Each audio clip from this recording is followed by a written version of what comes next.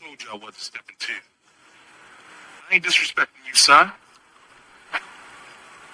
You wanted to be that way. What? You wanted to be that way.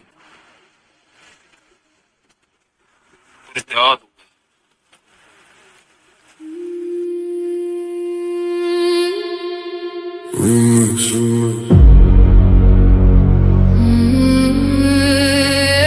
Yeah. Funny how everybody loved debate till the judges say they lost. Funny how everybody claim they want smoke till the scorecards come across. My name is my name. Everybody gangster when the verdict go their way. Taking victory laps, posting on social media all day. But let them catch an L, now the judges all corrupt. Now the rules wasn't fair, now the platform messed up. When you won, it was justice. When you lost, it was rigged. When the spotlight was on you, man, you danced a little jig. Funny how the narrative changes overnight. You a scholar on Monday, by Tuesday ready to fight. Y'all don't want accountability, you want applause. Want championship treatment without championship flaws. See, debate ain't about feelings, it's about evidence, argument, and skill. Sometimes you climb the mountain, sometimes you fall down the hill. You want it to be one way, but it's the other way. But it's the other way. When you win, it's all love. When you lose, it's another day. You want it to be one way, but it's the other way. The same judges you praised last month ain't fair today. You want it to be one way, but it's the other way. The facts don't bend for feelings, no matter what you say. My name, yeah. My name. The hate got me laughing, it really tell the story. If the platform wasn't working, why they obsessed with my glory? Every week somebody got an opinion to proclaim, but they still tune in faithfully, that's free promotion of the name. Paradigm shift, TV 314 still standing, while critics in the comments keep demanding and demanding. See the infamous perspective, giving viewpoints room to breathe. The black church files digging deeper than was seen. The Kim and take over, bringing culture to the floor. The GT perspective, asking questions they ignore. Here you get many choices, ladies night giving divas voices. Different minds, different paths, different truth, reaching the elders and the youth. But it's the other way. You said the platform needed you, but somehow you still stayed. Yeah. You wanted to be one way, but it's the other way. The show keeps moving forward even after people stray. You wanted to be one way, but it's the other way. The audience decides, not the stories that you made. My name is my name. I've seen debaters come and go, some legends, some pretenders. Some became champions, some became contenders. Some accepted losses and came back even stronger. Others spent 6 months complaining and being bitter even longer. Everybody wanna run a platform, everybody got advice, but very few know the sacrifice, are willing to pay the price. Fight facts, challenge views, give the people real discussion, not excuses when you lose. So whether they applaud or whether they complain, one thing remains forever. My name is my name.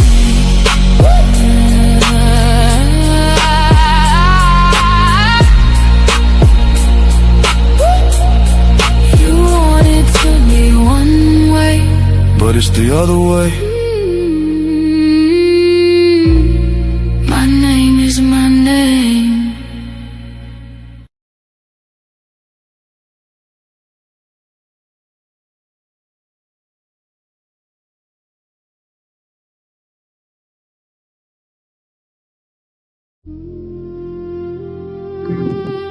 My name is my name.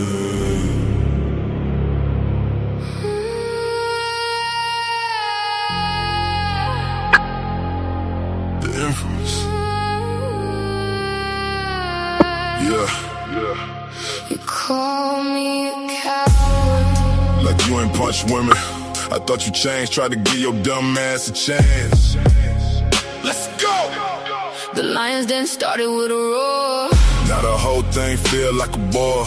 Funny how so-called kings lose kingdoms And still swear they winning the wars. Yeah, JJ started roaring. Now the room just snoring. No girl got fed up, took the keys, locked you out your own door. You ass went house to house, couch to couch, acting like them chicks your spouse. Talking big about your kingdom while the queen throwing your ass out. So I never been done, but you still begging them for a plate. You mentioned Jabari with every sentence, bro, just ask him on a date. Every relationship you had somehow end up in flames. Then you scream, don't play with my name. But your best ass folk, My name is my name. your name is a joke. You say don't play with my name, but your name is a punchline. Every bridge you ever built, Got burned in record time. you emotional, delusional. Disrespectful on the stage. Everybody been tired. Of your never-ending tirade. Got caught up with a clear girl. Swore she had the best cat in the world. Swore he never again wanted to drink from a black woman's cup. Then the clear girl got his dumb ass locked up. Idiot! Watch him go berserk. Nah, he probably just break down and twerk. Dummy! You swear the whole world wrong, and somehow you the wise one. Every fallout got excuses, every loss another spin zone. Acting dizzy off attention, chasing clout like it's a drug. Then blaming me Nada. and everybody else while demanding we show love. You want respect, but disrespect is all that you can display. You want it one way, but it's the other way. When you asked me for money, I sent that pay. But something I really gotta know, did your grandma really pass? But did that $50 go in your own or your nose? Never mind, we all know we blow. Go ahead, throw a tantrum like a child and say, Don't play with my name. you better ask folk. The lion's roar became a whisper. The wannabe legend became a bad joke. Everybody sees the pattern, everybody know get close. You can smell the crack smoke. Started with a roar, ended with a bore. Talk about the lions den like they is crew. Most of them don't even rock with you. They been tired of the stupid stuff you do. Lost the keys, lost the house. Still claiming you the landlord. I got a loyal roster with me while you all alone. My bad. You can call indigenous on the phone. Stupid! My name is my name. Yours is just a bad joke. Thinking you can yell and scream to be legit. Grown ass man having a childish fit. 50-plus-year-old man with bad character. Ain't gon' never be it. You too weak to just take a L. You had to throw dirt on my character. And you can never, nah, you not ever. Yeah, I ain't gon' play with your name, bro. Why even bother? Your reputation speaks way louder. The infamous. My name is my name.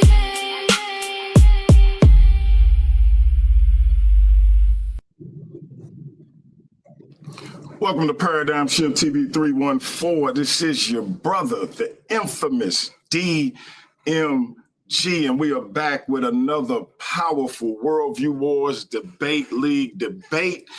This one will determine the new Worldview Wars Debate League champion. We apologize. We're about an hour behind. We had some technical difficulties, but shout out to Lucifer, the devil, for helping our brother Gideon get his technical difficulties together, man. Y'all better start having sympathy for the devil. That being said, man, the brother is actually a brother, because he could have just said, I'm gonna do my presentation and get that belt, but we helped the brother get his thing along, and we actually gonna get this debate going, because Gideon was like, I'm getting this. He ain't getting away with just doing no presentation. I want his head. Both of these brothers are some warriors on the intellectual tip, and we're about to give y'all an edutaining contest. Now, y'all already know before we get into our spiel, I got to do my spiel, so allow me to say God bless to all my Christian brothers and sisters, Hotep. To all my Kemetic brothers and sisters, Shalom. To all my Israelite brothers and sisters, I want to say Assalamu Alaikum. To all my brothers and sisters in the Islamic movement, I want to say Islam. To all my Moorish brothers and sisters, peace. To all my brothers and sisters in the nation of gods and earth, them 5%ers. I want to say salute to all my atheist brothers and sisters. I want to say peace To all my elbow brothers and sisters, I want to say bless up to all my roster brothers and sisters. Shout out to all my Catholics on behalf of my brother Lucifer. Last and certainly not least, I want to say Jumbo to all the rest of my brothers and sisters all throughout the African diaspora, be it here in the wilderness of the United States of America and beyond. Y'all know I say that greeting for one reason and one reason only. It's because if you're Black, I'm with you, and I hope you with me. Our different ideologies shouldn't keep us from uniting. We can have unity without uniformity. And last and certainly not least, we can't disagree without being disrespectfully disagreeable. With that being said, my brothers, please reintroduce yourself to the Paradigm Shift TV Worldview Wars Debate League audience. We're going to start with our brother Gideon. Shalom, shalom. This your brother Gideon, Yarden, Israel. Appreciate everybody with their patience. And like DMG said, man, I definitely appreciate Lucifer, man. The brother, you know, our brother, my brother, he helped us out so we can get y'all this presentation, this debate, and it's going to be a good one. So thank y'all for waiting, man. Shout out, shout out. Let's go over to the devil. I'm a Catholic, so I do it for the church people. Come through suited up like church people. Come through suited up them Dirk people and the pistol German like Dirk's people. Fuck the Hebrew movement. That shit is straight madness. That shit don't fly over here. You niggas straight maggots. Oxymoron. These niggas straight faggots. Bringing up Rudolph Windsor. Like, what this fag on?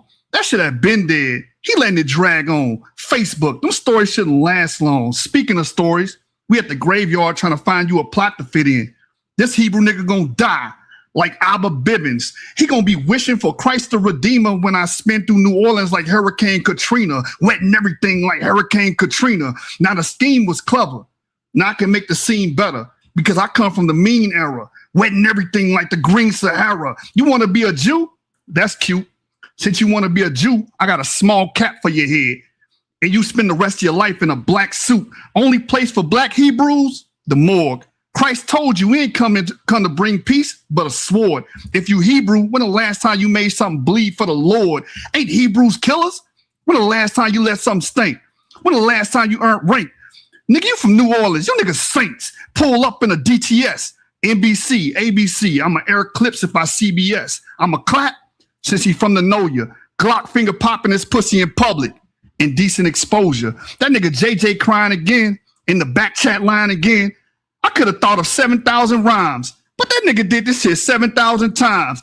Every time he lose, he got 7,000 excuses. Check his criminal record. He got 7,000 abuses. Check his drug history. He got 7,000. All you do is bitch after a loss. If you ain't trying to debate, then you useless. Say anything to me, I'm clapping you. Now back to you, the wannabe Jew. You think being a Hebrew make you valid? Don't the Bible teach you if you want anything, you got to get it through violence?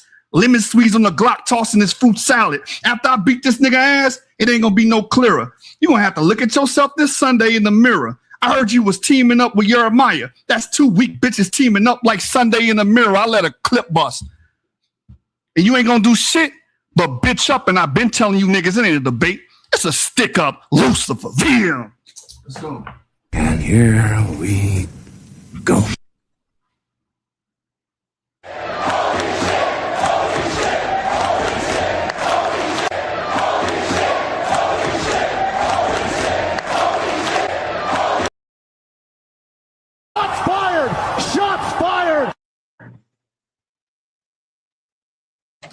What in the hell did we unleash, y'all? Listen, man. Hey, Yeah, I mean, damn, that wasn't the opening, huh? my brother, hey, Gideon, listen, man, I didn't mean to do Oh, this. I think my computer broken. Yeah, I'm this brother right here, man. Jesus. Hey, honey, is Honey in the chat? Come get him, man. Come get him. All right, listen. Gideon is the affirmative. The franchise is the negative, meaning Gideon will go first. He'll have a 3-minute opening. Lucifer will follow with a 3-minute opening, and then we will go into our 15-minute rounds. They will be having 15-minute rounds because this will be determining a new Worldview Wars Debate League World Champion. That being said, Gideon, let me know when you want me to share your screen, and the time will start when you're ready. Yeah, I'm ready to share my screen. Hey man, that was a good rap, Lucifer. What's your rap name? Dirty Red? But yeah. So let's go, man. Screen is up and time will start when you're ready to go. All right. Yes. Oh, real quick before you go, do you want a 1-minute warning or a 30-second warning in this opening or no? You can give me a 1-minute warning. All right, you'll get a 1-minute warning, and Joshua, let me know if you want the same or something different. That'll work. All right.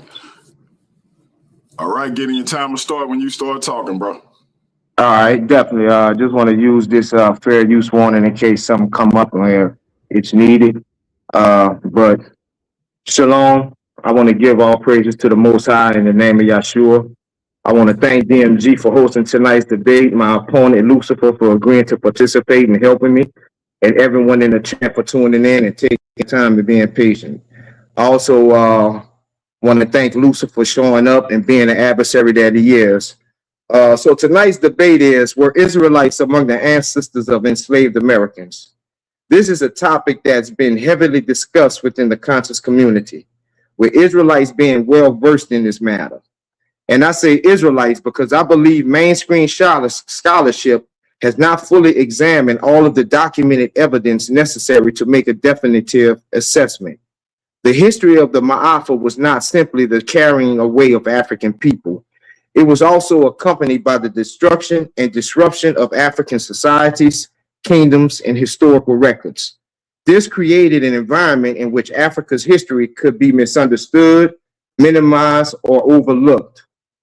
I want to acknowledge right now, before we go any further, a couple of things. First of all, there's two artists, while I was making this presentation, and their music really inspired me, and I just definitely want to give them a shout out right now. And that's going to be Maya Warren, and it was her song, particularly At the Cross. And we all know our brother Chance the Rapper, and his song was called Yarden. So I definitely recommend y'all check that out. I also want to acknowledge my own channel, Cushite Israelite, where I have presented more extensive research on this subject, but I pulled a couple of things from it. And I also want to thank my brother Dante Forson and his channel, from which I used one map in particular and source material from that will appear in this presentation. Now, before I begin, I want to clarify what I meant when I say Israelite origin. In the strictest sense, Israelite origin means descent from the ancient nation of Israel. It is extremely difficult, perhaps impossible, for an individual today to personally trace a continuous bloodline 3,000 years into the past without significant evidence to just make that claim. That requires historical records and accounts that reach back through those centuries.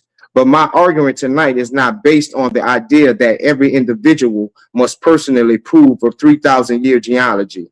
Instead, I will examine the historical movement of Israelite populations, the evidence for their presence and dispersal, the possibility of their incorporation into West African societies, and the historical circumstances that eventually produced populations vulnerable to enslavement. I also want to make one important clarification. When I use the term Israelite, I'm not necessarily referring to someone who was observant or continuously descendant from Jacob. I'm speaking of people who are descended from Jacob. Yeah. And Gideon, when I flip back over from looking at the clock, your screen is blank. I don't know if you're aware of that. Yeah, it went blank about 5 seconds ago. Okay, cool. I didn't know if that, I was like, I don't know how long it had been like that because I was going back and forth looking at the clock. I just wanted to make sure I ain't miss it. Okay, I'm gonna unshare your screen. Joshua, I'm gonna bring yours up as I reset the clock, and you will get a 1 minute warning as well. Time will start when you start talking. All right. I know y'all had to sit back and listen to that, fiction. So here's a real opening. So formal debate opening statement. The topic are Israelites among the ancestors of African Americans. My man brought up a few things about personally being able to trace to the Israelites 3,000 years. That's going to be your issue tonight. Also, he brought up historical movement of Israelite occupation. That will be discussed tonight. And those are going to be daggers. That's going to end the discussion. My opponent is Gideon, of course. My position is the negative. I'm saying Israelites are not biological ancestors of African Americans. I have key evidentiary evidence that deal with archaeogenetics, epigraphy, stratigraphy, and population genetics. We're going to be dealing with occupation layers. We're going to be dealing with material culture. We're going to be dealing with demography. Demography is the study of movement of peoples. So we're actually going to see where the real the true ancestors of African Americans were. And we're going to show that these people were nowhere near the Levant. And that's what my opponent has to show you. He's having a geological issue, a geolocation issue, and a chronological issue at the same time. And that's what we're going to demonstrate tonight. So to my judges, moderator, and audience, and my opponent, Gideon, we are here to address specific historical question. Are ancient Israelites among the ancestors of African Americans? To answer this, we cannot rely on rhetoric or symbolic identity. And I guarantee you that my opponent is going to rely solely on rhetoric and symbolic identity. He's going to read verses and say, see, this is the proof. Because to them, to the Hebrew Israelites, reading a Bible verse and interpolating the Bible verse is the evidence. No, you got to show hard evidence that African Americans are Israelites. We must examine archaeogenetics, stratigraphy, and epigraphy, things we listed before. When we test this claim against peer-reviewed ancient DNA papers, regional archaeology, and textual evidence, the model fails on every account. So three scientific. One minute. All right, I'll be brief. 3 scientific pillars of the argument: the Israelite profile and the Levant. We know the Israelite profile. We know they come from the Canaanites. We know what that genetics looks like. We know when they're first mentioned. So we have a timestamp. They're first mentioned in the Meneptah Stele, 1208 BCE. We know what their DNA looks like. They're Caucasus Iranian people. African Americans are not related to Caucasus Iranian peoples. They're not. Second pillar, archaeology in the Chad Basin, stratigraphy. We know a lot about the Chad Basin, where many of the West African ancestors of African Americans come from. We know when it was occupied, who it was occupied by, what they were doing during that time, and what's the issue? They're in these regions at the same time of the Israelite epoch. And the third pillar is chronological incompatibility. As I just mentioned, you can't say African Americans are Israelites, are the descendants of Israelites, because during the development of the Israelite is time. VM. Let me unshare your screen. All right, Brother Gideon, we are entering the 15-minute round period. So, got your clock set. Let me pull your presentation back up. All right. All right, I'm gonna mute my mic and I will start your time when you start talking. Yeah, and I just want to make a clarification on my opening statement. What I said, or what was meant to be understood by what I said, was that I'm not here to prove every African American can prove his genealogy back 3,000 years to Israel. What I am here to prove that there is a culture and a historical tradition of West Africa being a haven for Israelites, not only West Africa, but South Africa and East Africa as well. So let me go to my presentation. Now, here we're going to see the overall migration pattern of Israel into Africa based on the evidence. From Jerusalem going to Ethiopia, spoken of in Kings, and from Ethiopia to Spain, and then to Ghana and the Congo, we see the Israelite merchant establishing colonies in Africa since 1000 BC, with the outposts eventually becoming firmly established sovereigns in the region. moving from one politic to another, existing for hundreds, in some places thousands of years, until the flood of war and displacement led them to the edge of West Africa, pouring into the slave ships of America like lemmings off the cliff. Joining hundreds of other African or co-Africans into the throes of the transatlantic slave trade, never to be seen as freemen again. Now what happened? Because we are not taught this in the halls of learning, and it's actually taught quite the opposite, as we can see here, the term dark Africa and what it implies. So what we start with is something I coined as population displacement via forced migration. So what we see here is the destruction of Jerusalem in 70 AD. And we see from that, they go to Spain and then to Beta Israel. 136 CE, we see the Bar Kokhba revolt, where we see 500,000 people were killed.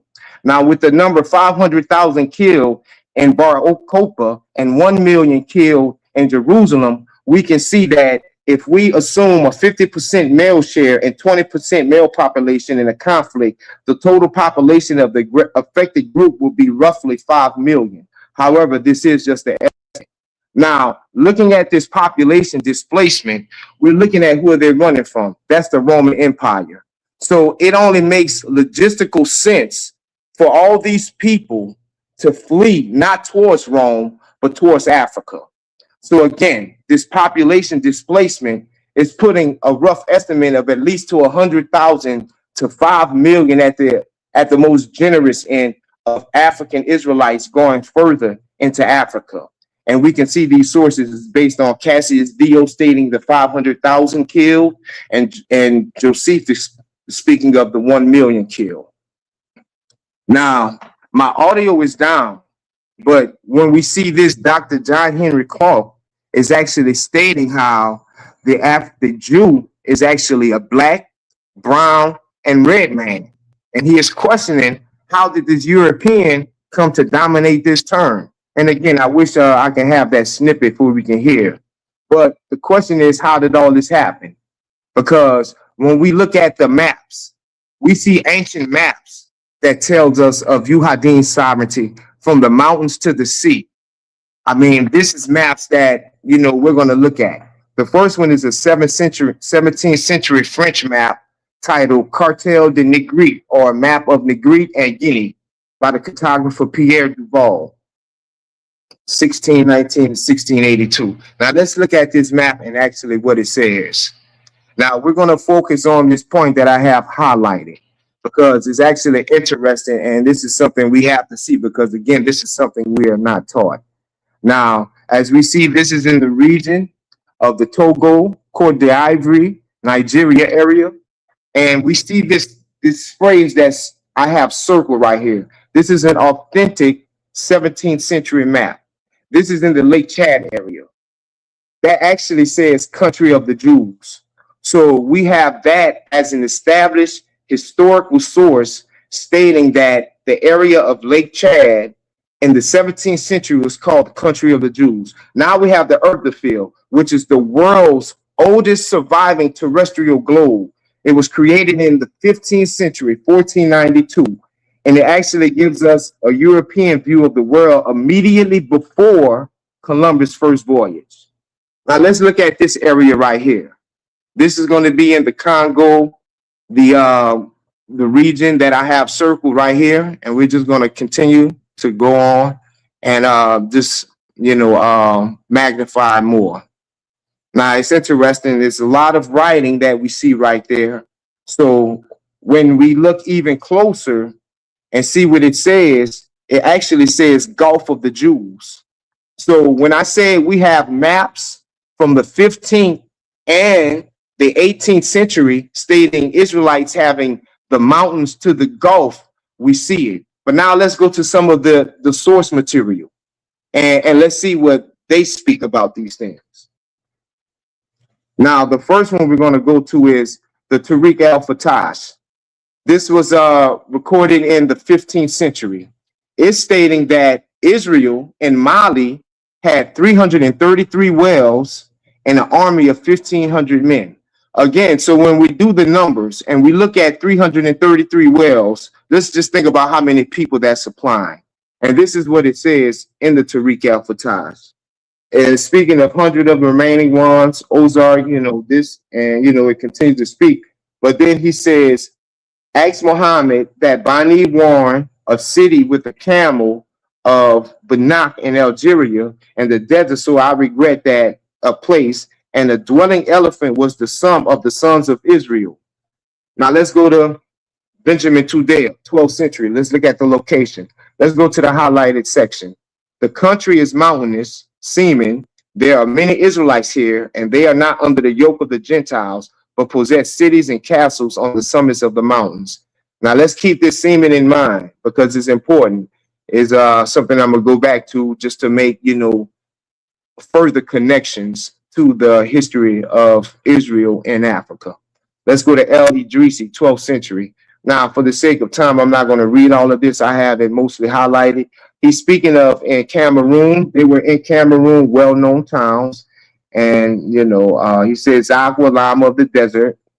The inhabitants of the country of Cameroon, according to the report of the merchants, claim to be Jews. Their belief is a confused mixture of all things. Keep that in mind.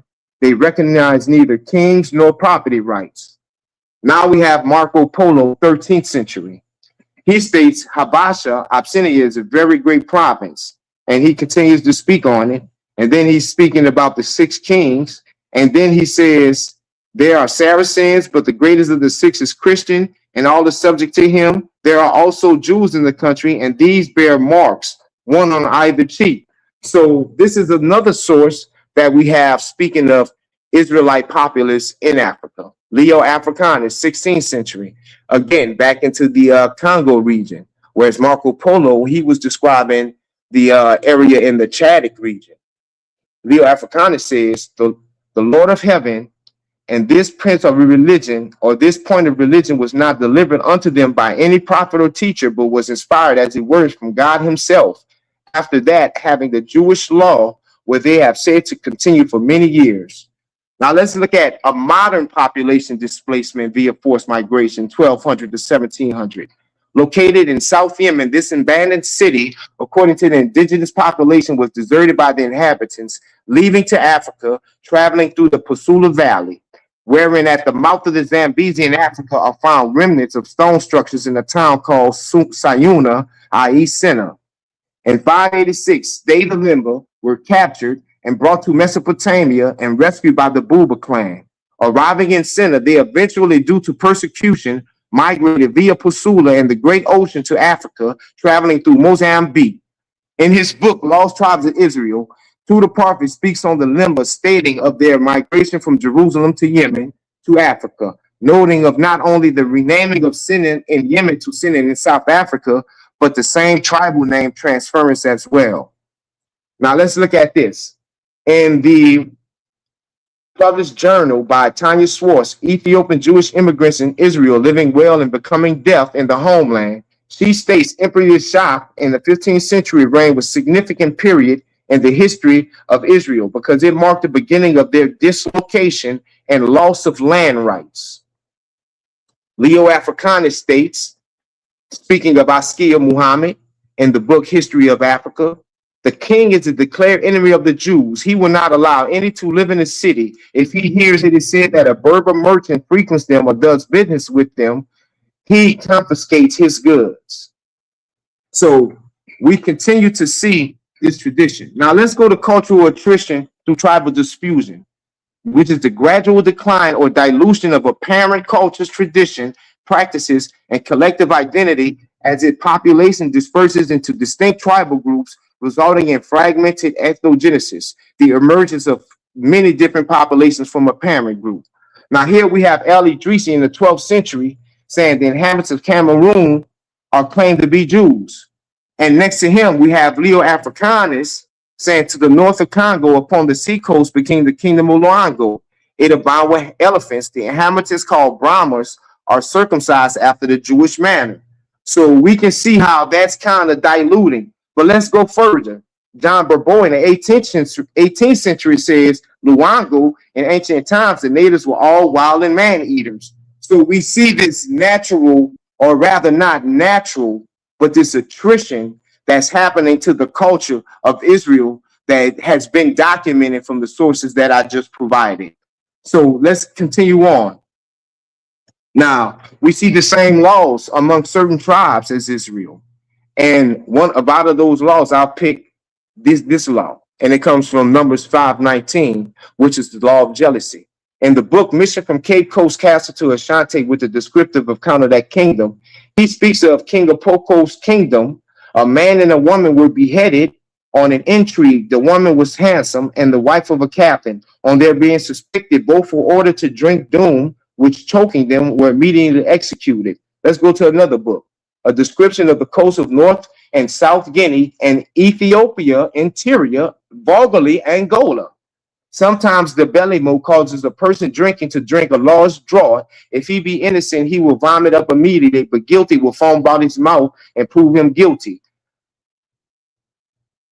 I cannot here forbear making this observation.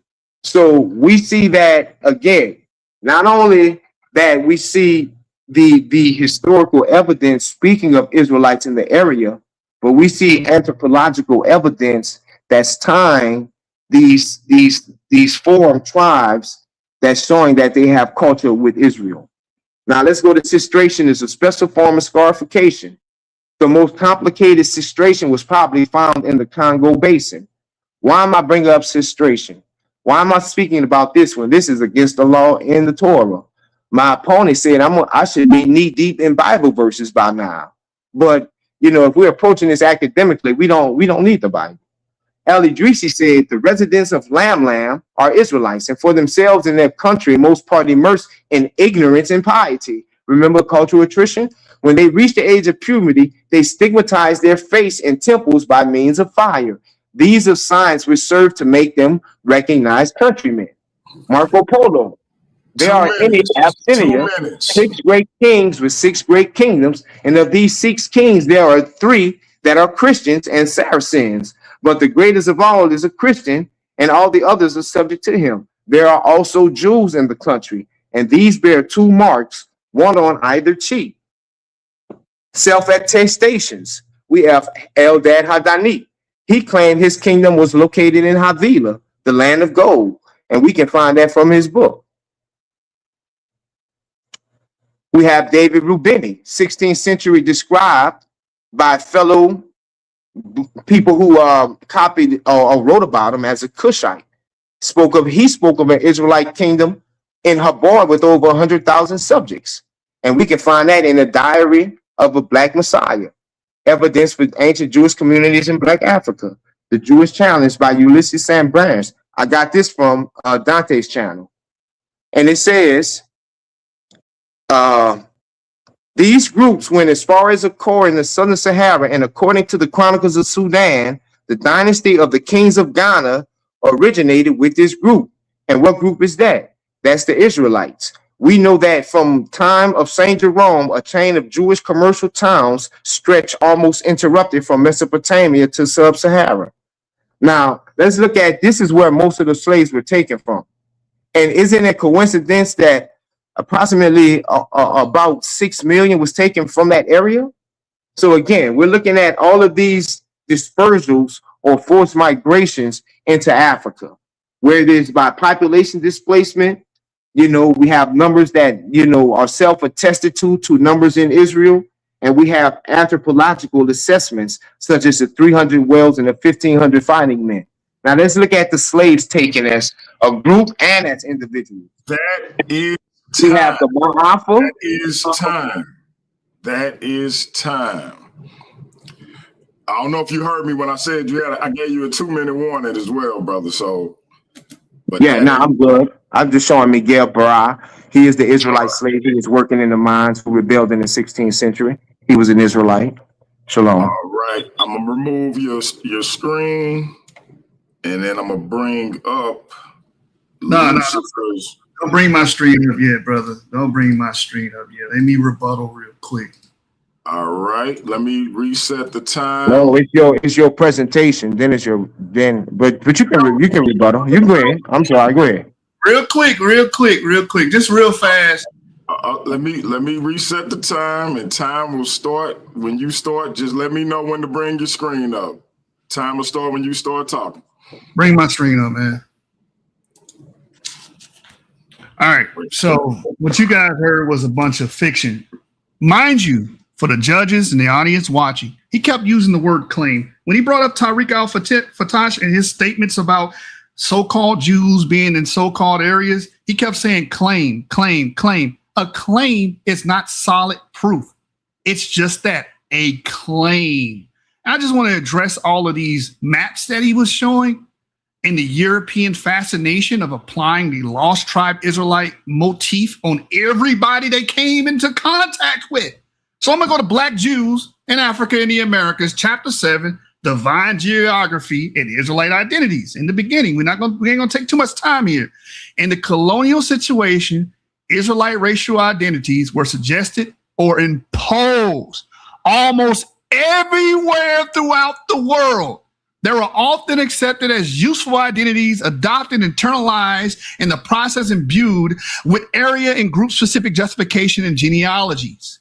Societies everywhere have a tendency to construct a genealogical useful past for themselves in which desirable versions of their history are favored and unwanted narratives purged. Invented Israelite identities in African colonial situations were used for a variety of purposes in the web of colonial relationships. The creation, suggestion, or imposition of identities, narratives, and histories by colonists, missionaries, and others was but one aspect of a complex interaction between colonizer and colonized, between Europe, Africa, Asia, and Americas, between modernity and tradition, end quote. So everything he read from even the Islamic people, Tariq al-Fatish, he brought up Eldad Danite. This is all myth speak. David Rubini, all of these people are just giving you mythological accounts of ancestry. None of this is proof. This is not anthropology. This is laughable. This is not archaeology. This is not genetics. You're just giving us someone's story, someone's tale, someone make-believe. I got one more, and then we're going to get into the presentation. If you want to know where the Jews went, because he brought up a timestamp, the Bar Kokhba revolt, that what's happened in the 2nd century CE, we're going to show that the ancestors of African Americans was in West Africa for thousands of years, had a continuity of dwelling in West Africa during this time. They were not involved in no Bar Kokhbian revolt. But if you do want to know, let me share this tab here, where these Jews went, all you got to do is go over the archives. We know where these Jews went.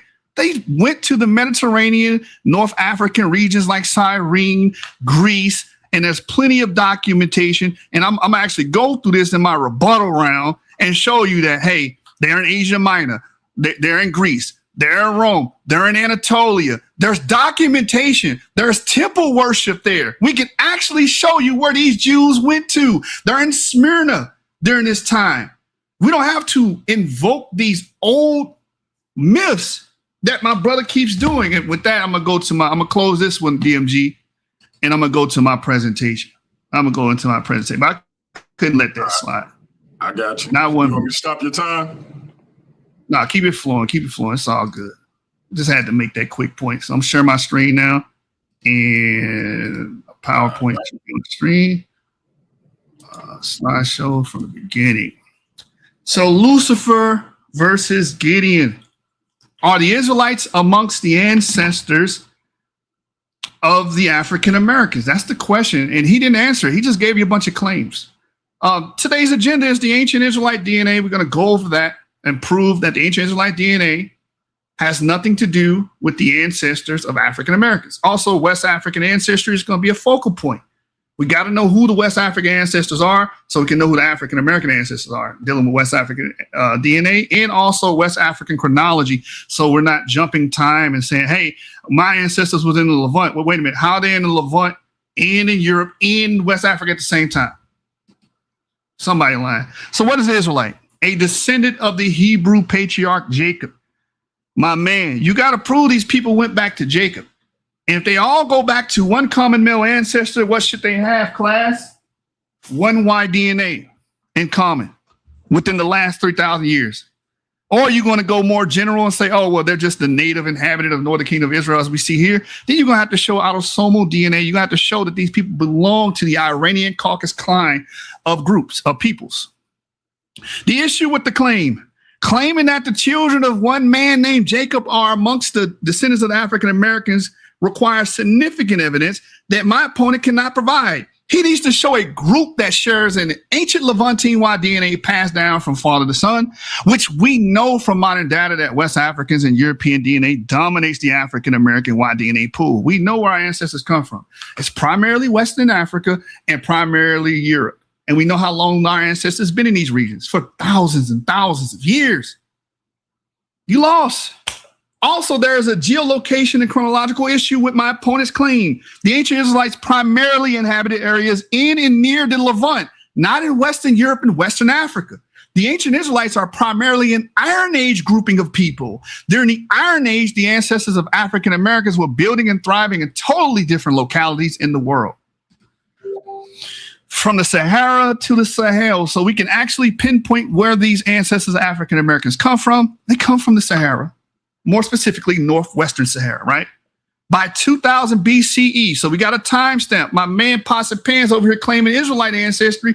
They pop up in the Iron Age, but his ancestors actually show up in Western Africa, Western Central Africa in 2000 BCE. It says by at least 2000 BCE, this late Holocene aridity, meaning the drying up of the Green Sahara, pushed the pastoralists living in Southern Sahara into the Sahel zone of West Africa, where they initiated the beginning of a new epoch with deep socioeconomic changes. For all my judges, my sources will be on the bottom of the screen. As you can see, Oxford Handbook of Nigerian History.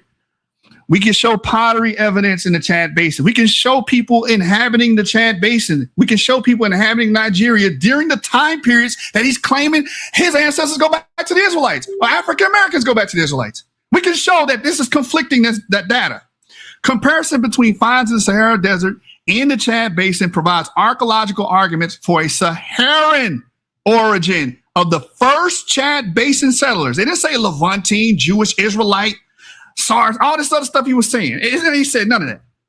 The first Chad Basin settlers, the people live in northeast Nigeria, come from the Sahara. Pottery finds are particularly compelling, while ceramic finds in the Sahara are remarkably old. Pottery appears in northeastern Nigeria only from the 2nd millennium BC onwards. That is beginning in the period in which pastoralists would have drifted south. So during this story of Abraham and the patriarchs and everything, during this so-called story, your ancestors were in Western Africa. They were already in Western Africa developing pastoralist economic packages. Unbroken continuity of the colonists. The people that colonized or went on to be migrants and live into West Africa. These people have been there forever since then. They didn't make no extra trips going to the Levant and say, hey, I want to be an Israelite today. That didn't happen. It says here, pushed southward by the Sahara's increasing aridity in the early 2nd millennium BCE, pastoral groups found ample unclaimed grazing lands only recently opened up by the drop in the Lake Chad's water levels. These colonists initiated developments, which, especially thanks to the unbroken continuity of ceramic development, we can see them developing pottery here, so we know they were living here. We don't have to guess. We don't have to play this trickery that you were doing with these divine maps and Israelite identity and, oh, this person's made this claim. No, we don't have to do that. We can show with I'm showing you actual archaeology. It says can be tracked into the middle of the 1st millennium BCE. So during the Israelite period, during the Iron Age 1 period, when we first see the Israelites mentioned by Merneptah Stele, your ancestors were in West Africa, and we can show you them in West Africa. It says the continuity is also attested by the similarities in economic and settlement patterns, burial practices, and lithic inventory, characterized by the drive to overcome a lack of sufficient resources. Again, same source, Oxford Handbook of Nigerian History. Here's a pictograph or map of these areas. As you can see, the Tlemcen Valley, the Harta Chit, all these places are in West Africa, and all these places are older than the Israelite epoch. And during the Israelite epoch, his ancestors, my ancestors, African-American ancestors would be in these regions, and we can prove it. It says map of West Africa with important archaeological complexes over the last 2 millennia BCE. The last 2 millennia BCE. That's your whole biblical and Israelite period there. The ancestors of African Americans were in West Africa during the so-called dates of the Exodus, the so-called dates of Joshua, the so-called dates of the Israelite kingdom, Solomon, David, you name it. While all that stuff was going on, your ancestors, your actual ancestors, the African-American ancestors was in Togo, Benin. They were in Nigeria. They were in Mauritania, Mali. This is where they were. And we also can trace this migratory movement from the Northwest down into Western Central Africa through pearl millet crop cultivation. We can track where these people started, because remember, these were agro-pastoralists. They dealt with agrarian lifestyles and economic packages. So as they traveled, they brought the know-how how to cultivate pearl millet from Northwest, Mauritania and Mali, down into Central Western Africa, Nigeria, Benin, Togo, etc. So again, going even more into the pearl millet cultivation, it spread quickly throughout the Niger River Basin from the Tlemcen Valley in Mali to northern Burkina Faso and to the rainforest of Ghana, the Katempo B sites, right? So we can trace this. In the time frame is 2500 to 1000 calibrated BC. This is why my opponent has a chronological issue here. As you can see, the source is on the bottom of the screen for my judges. The Gagiana phase 1, we can clearly see the ancestors of African Americans in West Africa building and developing and producing, right? And the Gagiana complex is from 1800 to 1500 BCE, and is characterized by pottery producing pastoralists of Saharan origins, not Israelite origins or none of this mythical stuff that he got from these nut bags from yesteryear. None of that. The phase 2 AB, around 1500 BCE, we can see these people organizing, living, having family lines and stuff of that nature, and sedentism. We can see these things, these occupation layers. And here's a map, and these dots are all of these occupation layers are where his West African ancestors come from, where all African American West African ancestors come from. They don't come from the land of Judah. They don't come from the land of Israel. And we got a time frame. So no, they were not in Egypt sojourning with Moses. Their ass was in the Chad Basin. Here's another map. As you can see, more development. These squares over here, these are more settlements, occupation layers where I found evidence of people living there. Families getting bigger, lineages getting bigger in these regions. In Western Africa, 1500 to 1000 BC. This is during the Merneptah Stela. This is during the Israelite formative years. Why the hell are they not in the Levant? No, they're not there. They're in West Africa. And here's the book from that source. Now, let's deal with the Merneptah Stela giving us our timestamp. It's no later than 1250 BCE. And I just showed you dates showing that, hey, during that time frame, the ancestors of African Americans were indeed in Western Africa. Why does this pose a problem, you may ask? As discussed thus far, my opponent is simultaneously having a geolocation and chronological issue. The ancient Israelites lived in and near the Levant as attested by the Merneptah Stelae. During this time, the ancestors of African Americans were residing in ancient Chad Basin and surrounding areas. Before this period, the foreparents were Saharans. That's your issue. That's your problem. You're not going to get around this. You can read all these divine maps and these claims and mythicism, and you're not getting around this. Abba Bivens can't save you. He died. Now, Haaretz, we already extracted DNA from the ancient Israelites. It don't look 2 minutes. It doesn't look anything like African American DNA. Like I keep saying, it's Iranian Caucasus, right?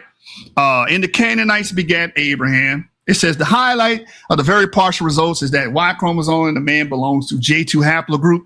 As you guys and everybody, the judges can look this up. The J2 haplogroup is non-existent, very, very much so non-existent in the majority of African American peoples. So for his claim, which is a general claim that amongst the African American ancestors, they're Israelites, we need to see more of this, but we don't.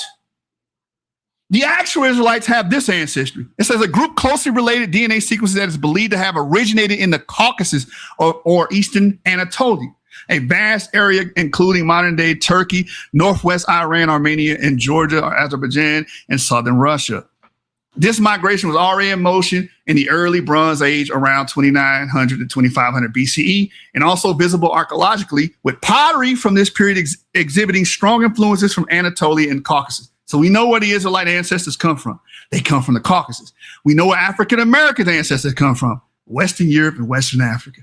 And we can prove that emphatically I don't need to go to a whole bunch of Tariq al-Fatash, some shit from 12th century CE when people was thinking men walking around with dog heads. That's what they was thinking. Alchemy. That's what they was believing in. All the fairy tales. The Shrek. You don't believe in the Shrek. As you guys can see, again, this is the DNA of the ancestry of Israelites, as you can see, primarily coming from the Zagros Caucasus, mixing within Southern Levant, over 55% during the Bronze Age, going into the Iron Age. These people have nothing to do with West African ancestors. Yeah. I was just about to say, and that is time. That is time. All right, let me remove the brother's screen. All right, well, he moved it himself. All right, Gideon, let me reset the clock at 15 minutes. And you can share your screen back. And we'll get you back started for your second round. As the brother prepares to do that, I'll let y'all know August 15th and 16th, we got a 2-night premium live event. It will be possibly, haven't decided yet. I'll let y'all know as we get closer to it. It may be members only. Sign up for the channel membership. It is dirt cheap. Night one, we got Big Hemi defending the Worldview Wars social media title against Mr. Cab, aka the Kemet Infomonger. The topic is, are Christians really monotheistic? Night two is the last argument standing debate battle royal, where 6 competitors will face off in random debate topics. They have no control over what the topic / resolution will be. They have no control over whether they will be the affirmative or the negative. I will pull 2 random names to start, and I will pull a random topic.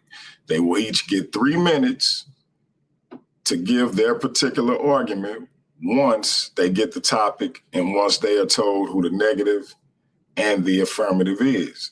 After that, one judge will decide who won the argument. At that point, the person who was defeated will be dropped, a new challenger will come up, and the process will start over until we have one argument standing.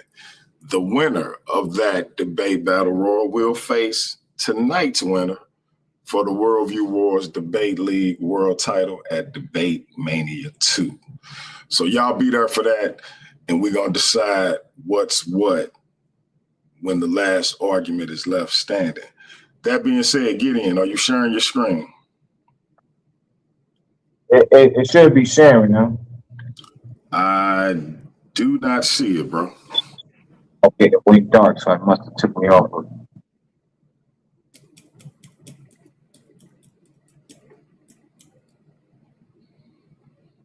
Yep, just let me know when you got it. In the meantime, we'll continue talking to the people.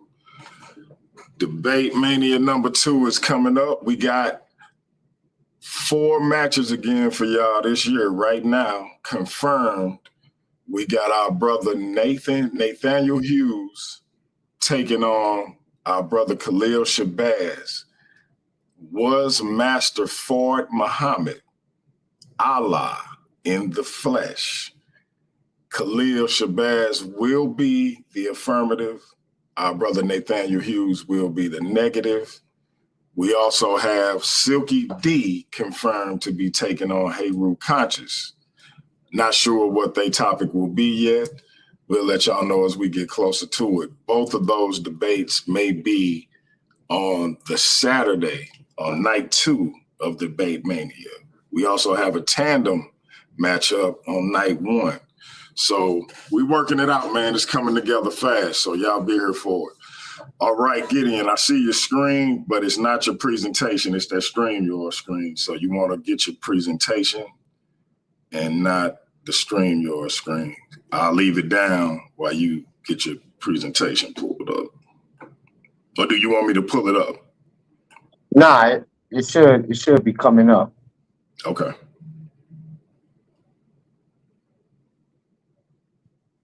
You see it now? Let me see.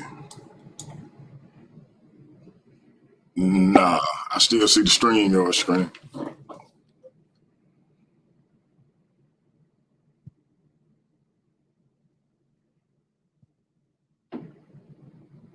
There it goes. See it?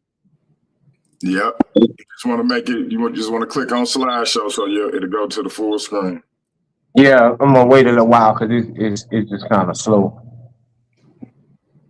Because it's gonna drop out again because I dropped out and I came back. So let me see if it's gonna drop out. Okay, I should be good. I see it now. Okay. All right, we good? Can you hear me? Yeah, we hear you. Okay. All right. So Do you want to, real quick, before you go, do you want to do the slideshow and make it bigger, or you want to go like this? Yeah. Thanks. All right. Time to start when you start talking.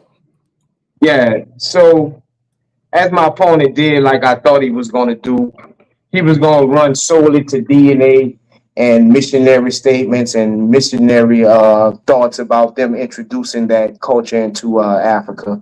It's quite crazy and it's quite absurd when you actually think about it.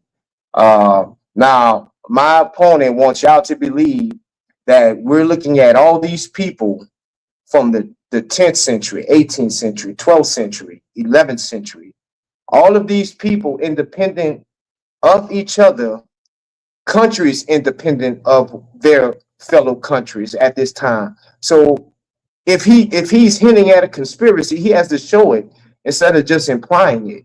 And that's basically all he's done so far. I mean, he actually are criticizing firsthand accounts. I stopped your time. I stopped your time, bro. It looked like we lost your presentation.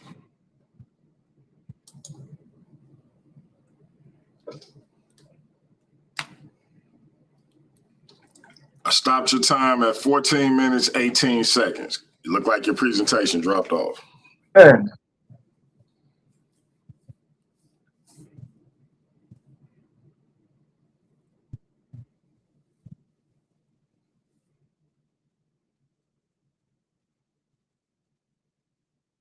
Yep, try to pull it back up and see what happened.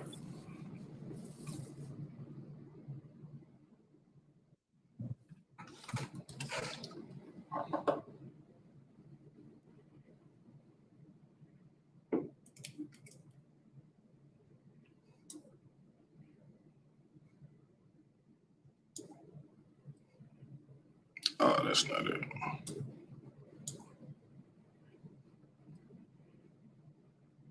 Is that it? Or oh, okay, I see it.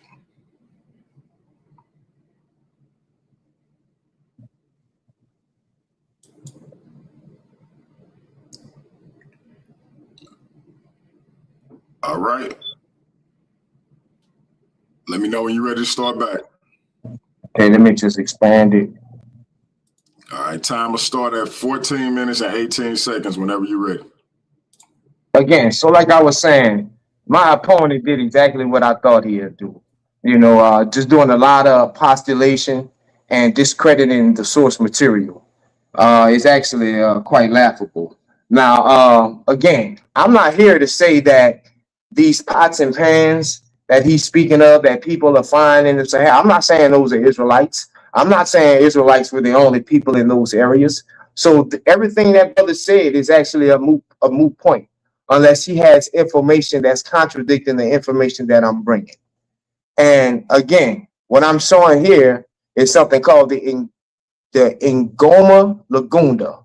This is a war drum, and this is from the Limba people. And their tradition states that this is carved from remnants of the Ark of the Covenant.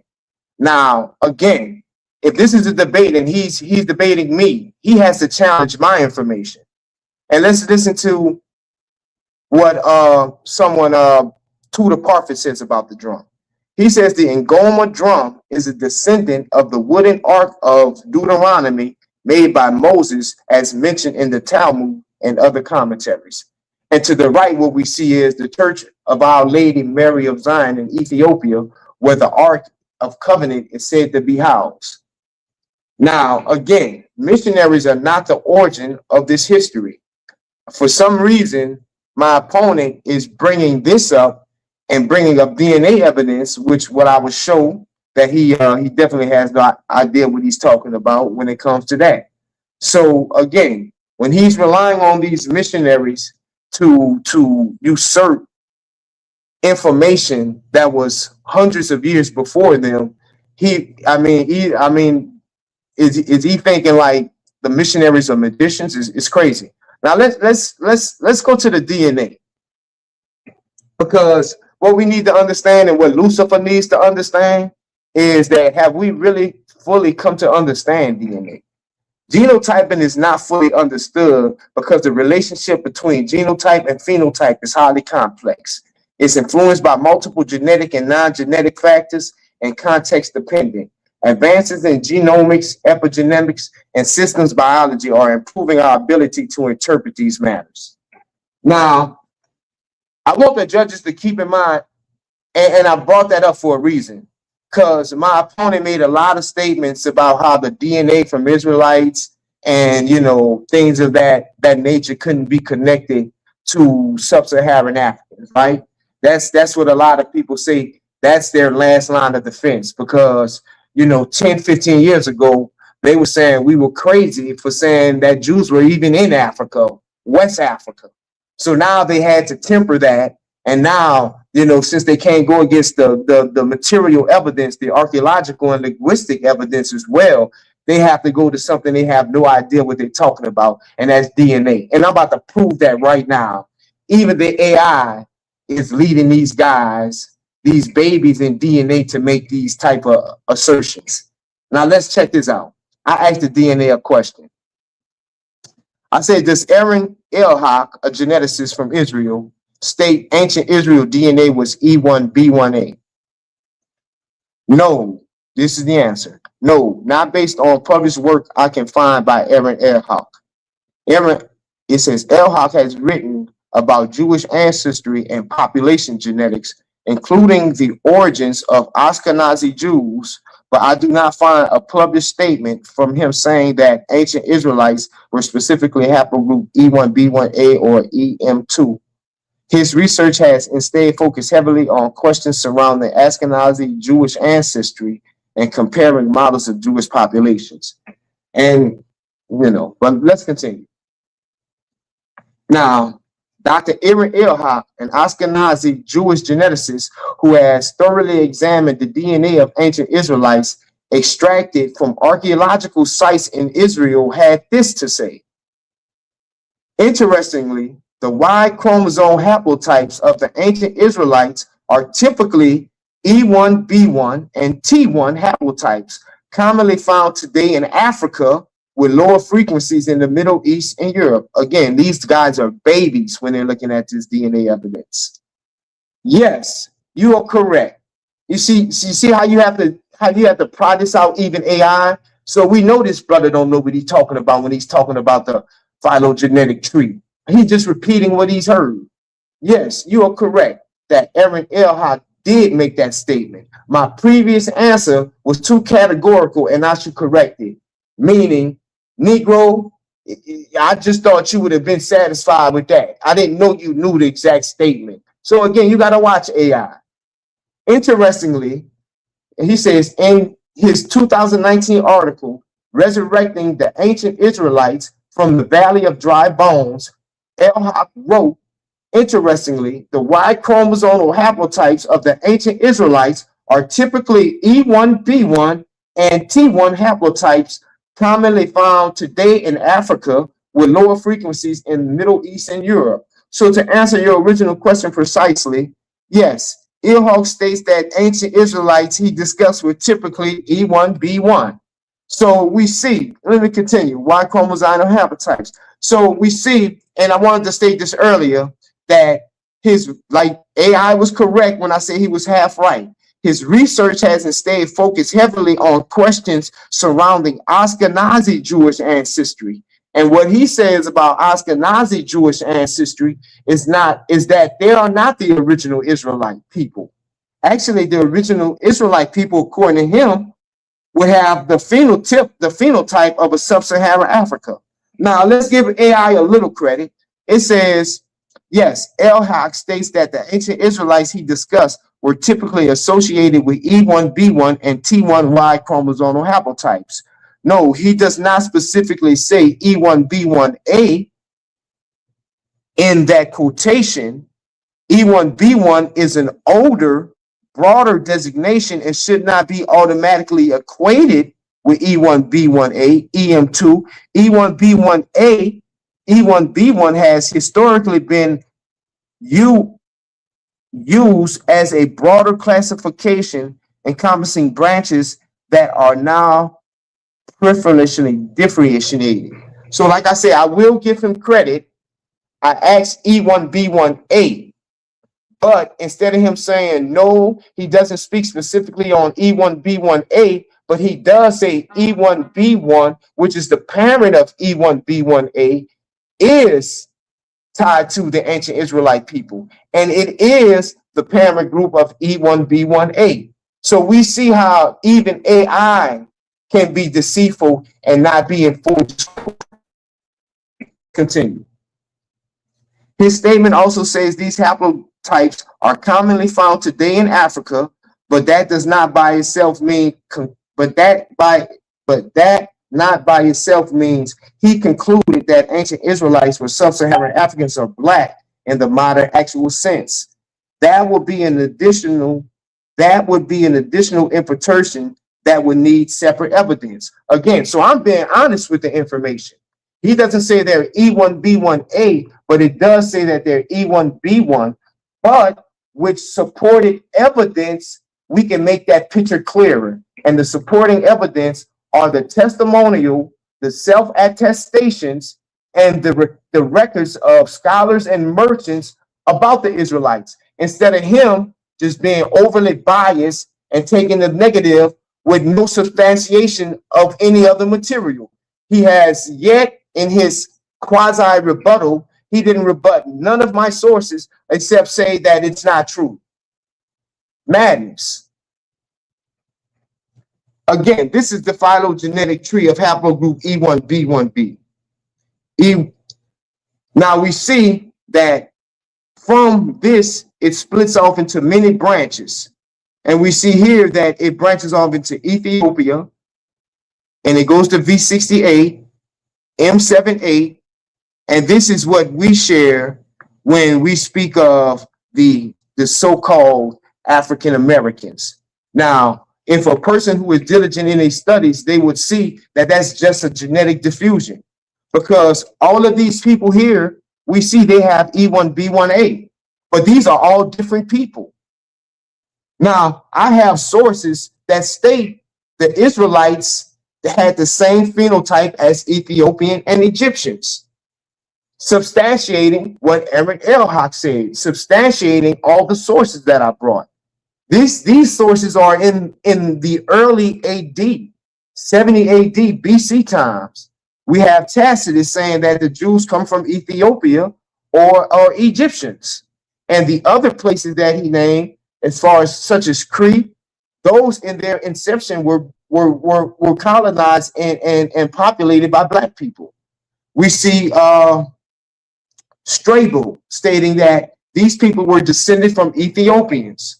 So how is it that I'm having 6 fields, including DNA, match my affirmation, whereas what he has is one overly biased DNA analysis and fingers in his ear when it comes to the source material, and stating that the missionaries brought it in, stating some stuff about that.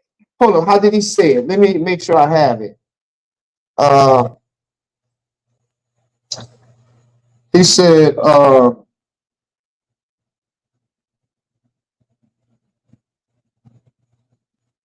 I'm trying to get it in its completion. You need me to stop your time? Yeah, just give me 1 second. Time is stopped at 3 minutes and 8 seconds.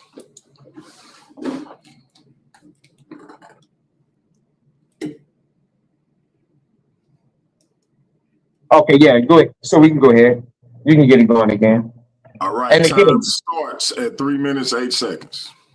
again, and this is, you know, not to the only to the audience, but to the judges also.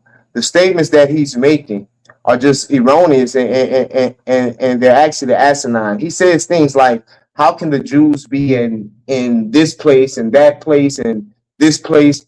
It's quite simple. You know, parent branches branch off. You know, we have something called Cajuns in Louisiana. They come from Acadians that were coming from Nova Scotia, that were expelled from Nova Scotia. So those people came to New Orleans, or rather Louisiana, and they still had countrymen in Nova Scotia. So it's quite possible for one people group to be in two different places at the same time. That's asinine. Again, my opponent, you know, he's making statements saying things like, you know, the Israelites aren't Israelites, they're Canaanites. Again, if he wants to stick to his pontification, at least he got to be, you know, correct in that. It's no scholar out here that will say the Canaanites are a people. You would have to go to the Bible with that. So again, my opponent has brought up the Bible more times than I actually have. So all of these points where he thought I was going, I'm sorry to disappoint him. I won't be going there tonight. Now, my opponent, again, is making very vague and cannot prove who the people in these studies he is talking about say they are. For instance, he's saying that people been eating pearl millet and, you know, catching it and cooking it. Who are these people that's doing that? And then again, I'm not saying those are the Israelites. So you're forcing a people on my argument. Stick to my argument, rebut my argument, and deal with the information. Let's not go drift off into some la-la land where you're speaking of population settlement. And I'm not saying the Israelites were the first people to settle those areas.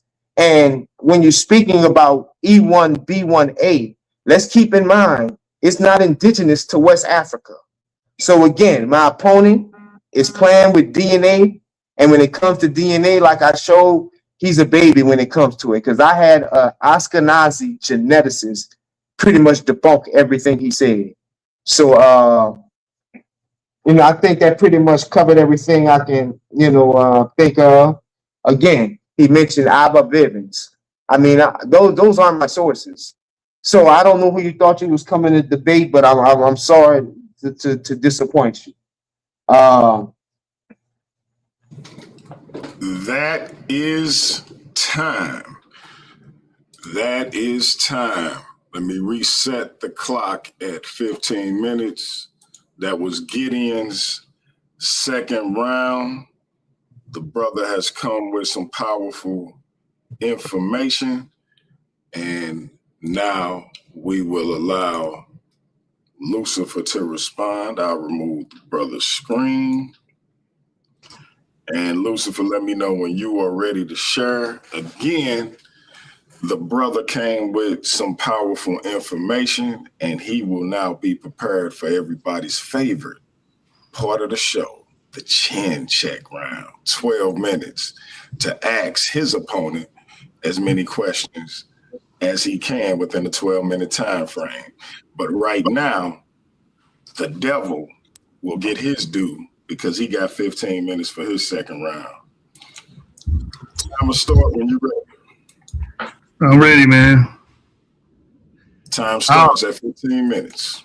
Don't y'all love when somebody that don't know what the hell they talk about claiming that you don't know what the hell you talking about? I just love when that happens. It's so funny because I can explicate DNA way better than you, and I don't need to go to AI to do it.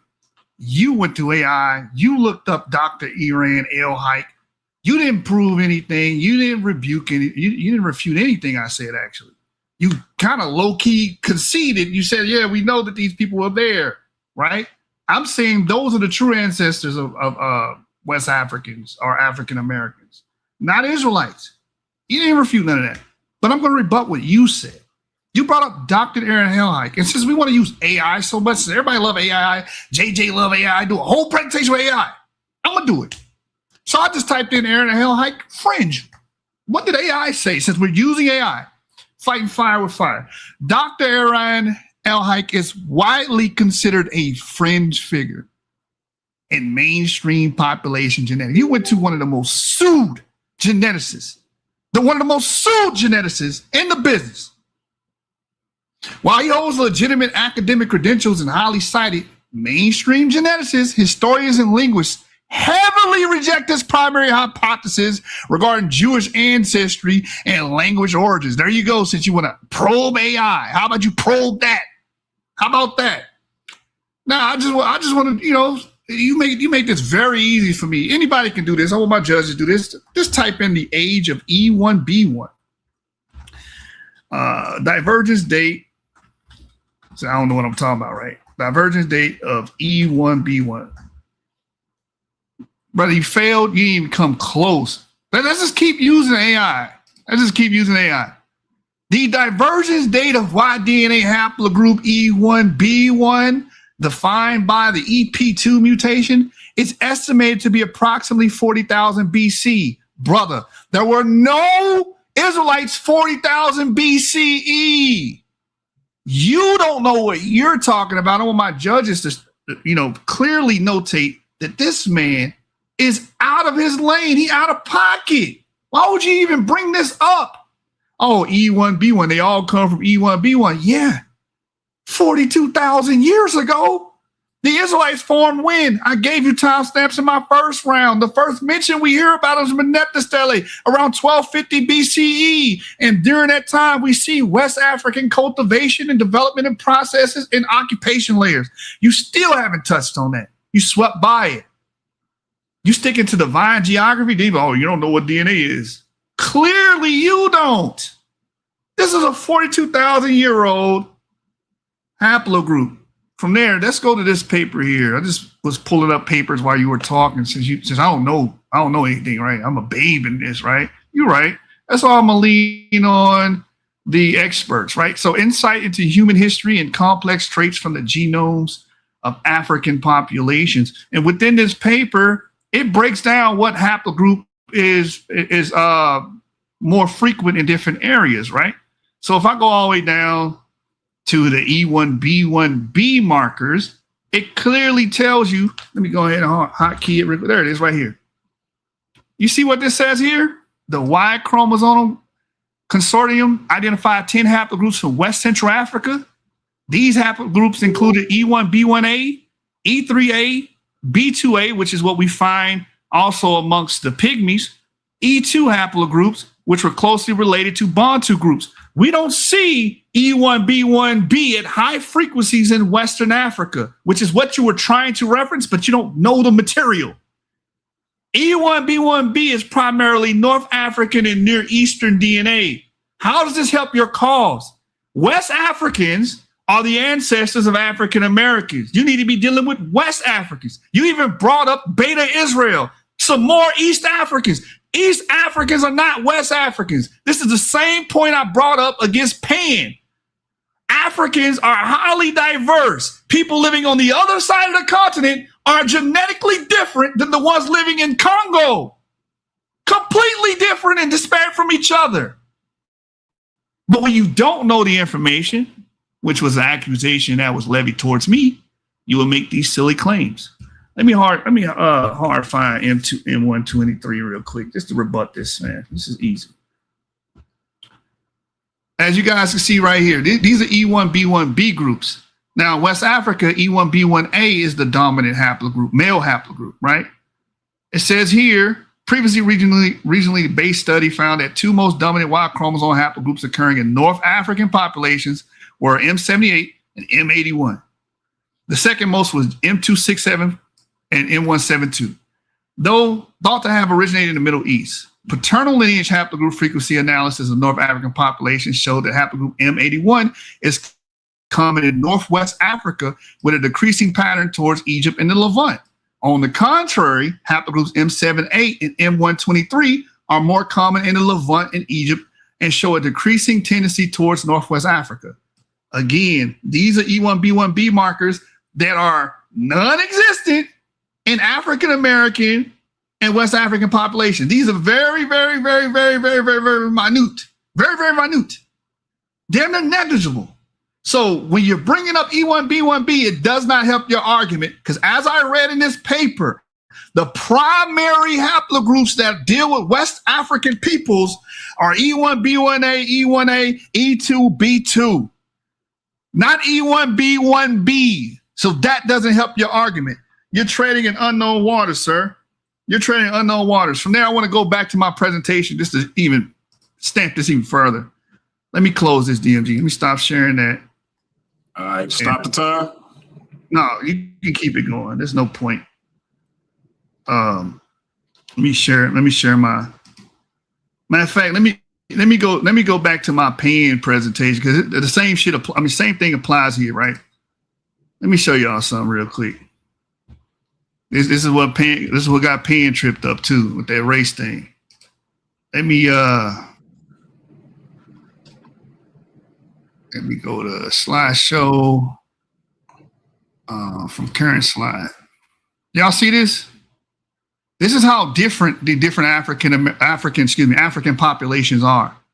When you look at somebody like the Oromo and Amhara, which are East African groups, he went all the way to Beta Israel. Oh, Beta Israel. Oromo, you see how different? You see the different colors mean different ancestry. Very different and disparate from somebody like the Igbo or the Yoruba or the Mandinka or the Jola, which are our ancestors who are African Americans. Very different. You're trying to match up all these different African peoples and say they're the same. He even brought up an Egyptian Jew. Oh, an Egyptian Jew. Egyptian Jews are Iranian Caucasus alike and aligned. What are you talking about? So you got Oromo, Somali, the Mozambique, completely different. That blue component is North African, right? Nothing to do with no West African. Completely different. But he mashed them all together because he read a bunch of mythological notes from these people that lived in 11th, 12th century, some Islamic traders, and went off of their, we might as well believe that there's gold in El Dorado. We might as well believe that. Let's believe in all the mythological stories. Why one? That's an Aristotle and dictum. That's just believe in all of them, right? Let me stop sharing that. I just wanted to jump into that one. Let me go back into my original presentation just to bring that out in my rebuttal. So I'm going to share it again, DMG. Hold on. Let me pop this up. You can keep the time flowing. Easy work. So back in my primary presentation here. So as you guys can see from current slide right here. Again, I showed in my first round, and in this rebuttal, I'm going to keep showing that there's a totally different origin for Israelites. As I said, it's clear that material culture, occupation layers, DNA, and rock art all point to completely distinct origins from the Israelite origins, which is mainly Caucasus hunter-gatherer and local Levantine ancestry. My opponent has yet to address this. African Americans are primarily West African and European. He has yet to address that point. EM2 lineages in the Sahel corridor. He kept bringing up E1B1A, not knowing that kills his argument. As I read in the rebuttal, E1B1A is mainly West African, West and West Central African, according to scientists. He ran to Iran El-Hike, which is seen as a fringe scientist by majority of professionals in the field. It says it is also worth highlighting the presence of relatively high proportion of EM2 lineages without the M191 or U209 mutations, which may belong to EM2 subclades present in North Africa. These results can be explained by ancient trade routes explored by men and by the natural connectors, Sahel corridor and Chad Basin. So like I've been saying, the entirety of the debate and the sources on the bottom, E1B1A carriers, West African men, descend from Saharan migrants. It's clear. It's all over the papers. Chadic and Nilotic lineages. The presence of the Chadic and Nilotic lineages found in populations must have entered West Africa in more ancient times before the desertification of the Sahel, as indicated in other studies. Again, these people have been in West Africa.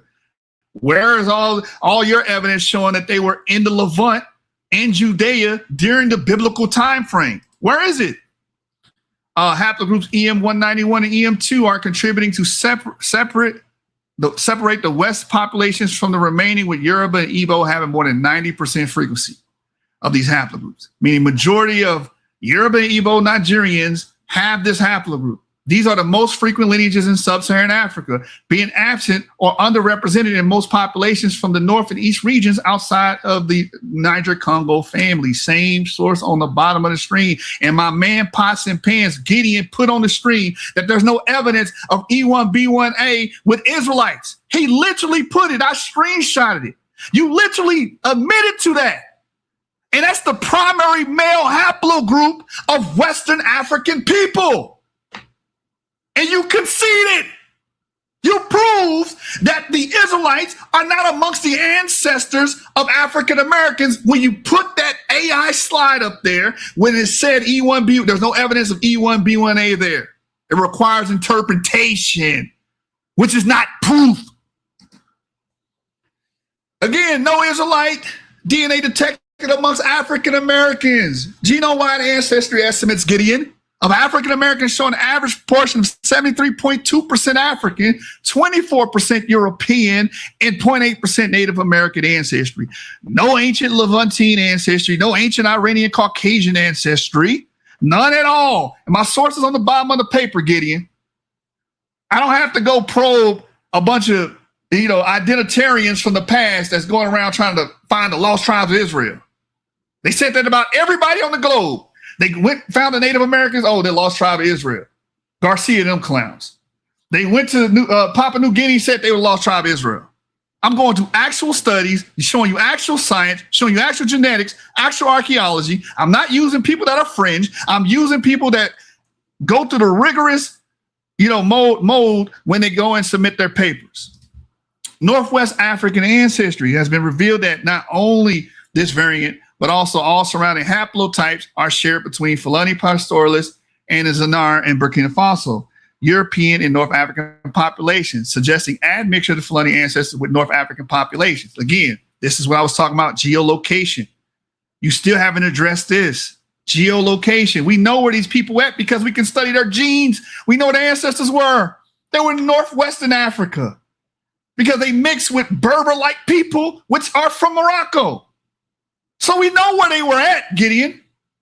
Again, all my sources on the bottom of the page. And as you can see, the admixture of the catechin furnace of ancient 340 years ago, African-American slaves in the catechin furnace. We know where their ancestry goes. The darker circles mean the closer relation. Where do we see the darker colored circles? The purples and the blues. We see it in Western Central Africa. We don't see it in the Levant, and we see it in Western Europe. That's the ancestry of African Americans. That's your ancestry right there. Western Europe, Western Central Africa. Here's ancient European ancestry. One minute. All right. More genetic history of ancient Egypt. Again, your European ancestors have been in Europe for over 8,000 years. It's pretty much a wrap continuity there. Basically, they came from Turkey 8,000 years ago. Many of your Naya early European farmers and stuff of that nature. Again, blacks and African Americans are closer to Europeans and Western Africans, not ancient Israelites, not Iranian Caucasus peoples, not settled Levantine peoples, not King Ahab and all of your mythical stories. None of that stuff. Black or African American participants were distributed along PC1, represent a gradient between African and European genetic variation. Why are they between African and European genetic variation? Because we are an admixture of both populations. And that can be proven with genetic data. I've already proved with archaeology and anthropology where your people are from. Again, African ancestry by state, it can get as high as 85% in South Carolina, 85% in Florida, as high as 77%. My apologies. I meant to give you a 2-minute warning, so my apologies on that. Judges, don't hold it against them. That was on me. I should have gave a 2-minute warning. It is time for the section where debates are won and lost. This is the chin check session. Time is being set at 12 minutes. As y'all know, in the chin check session, each debater has 12 minutes to ask their opponent as many questions as they can within that time frame. This is mano y mano. The person asking the question, it is their time to manage. I will only step in if it gets stagnant, meaning the person being asked the question begins to stall a bit too much. It begins to be too much of a back and forth, etc. It is the person asking the questions time to control. However, they do have 3 timeouts.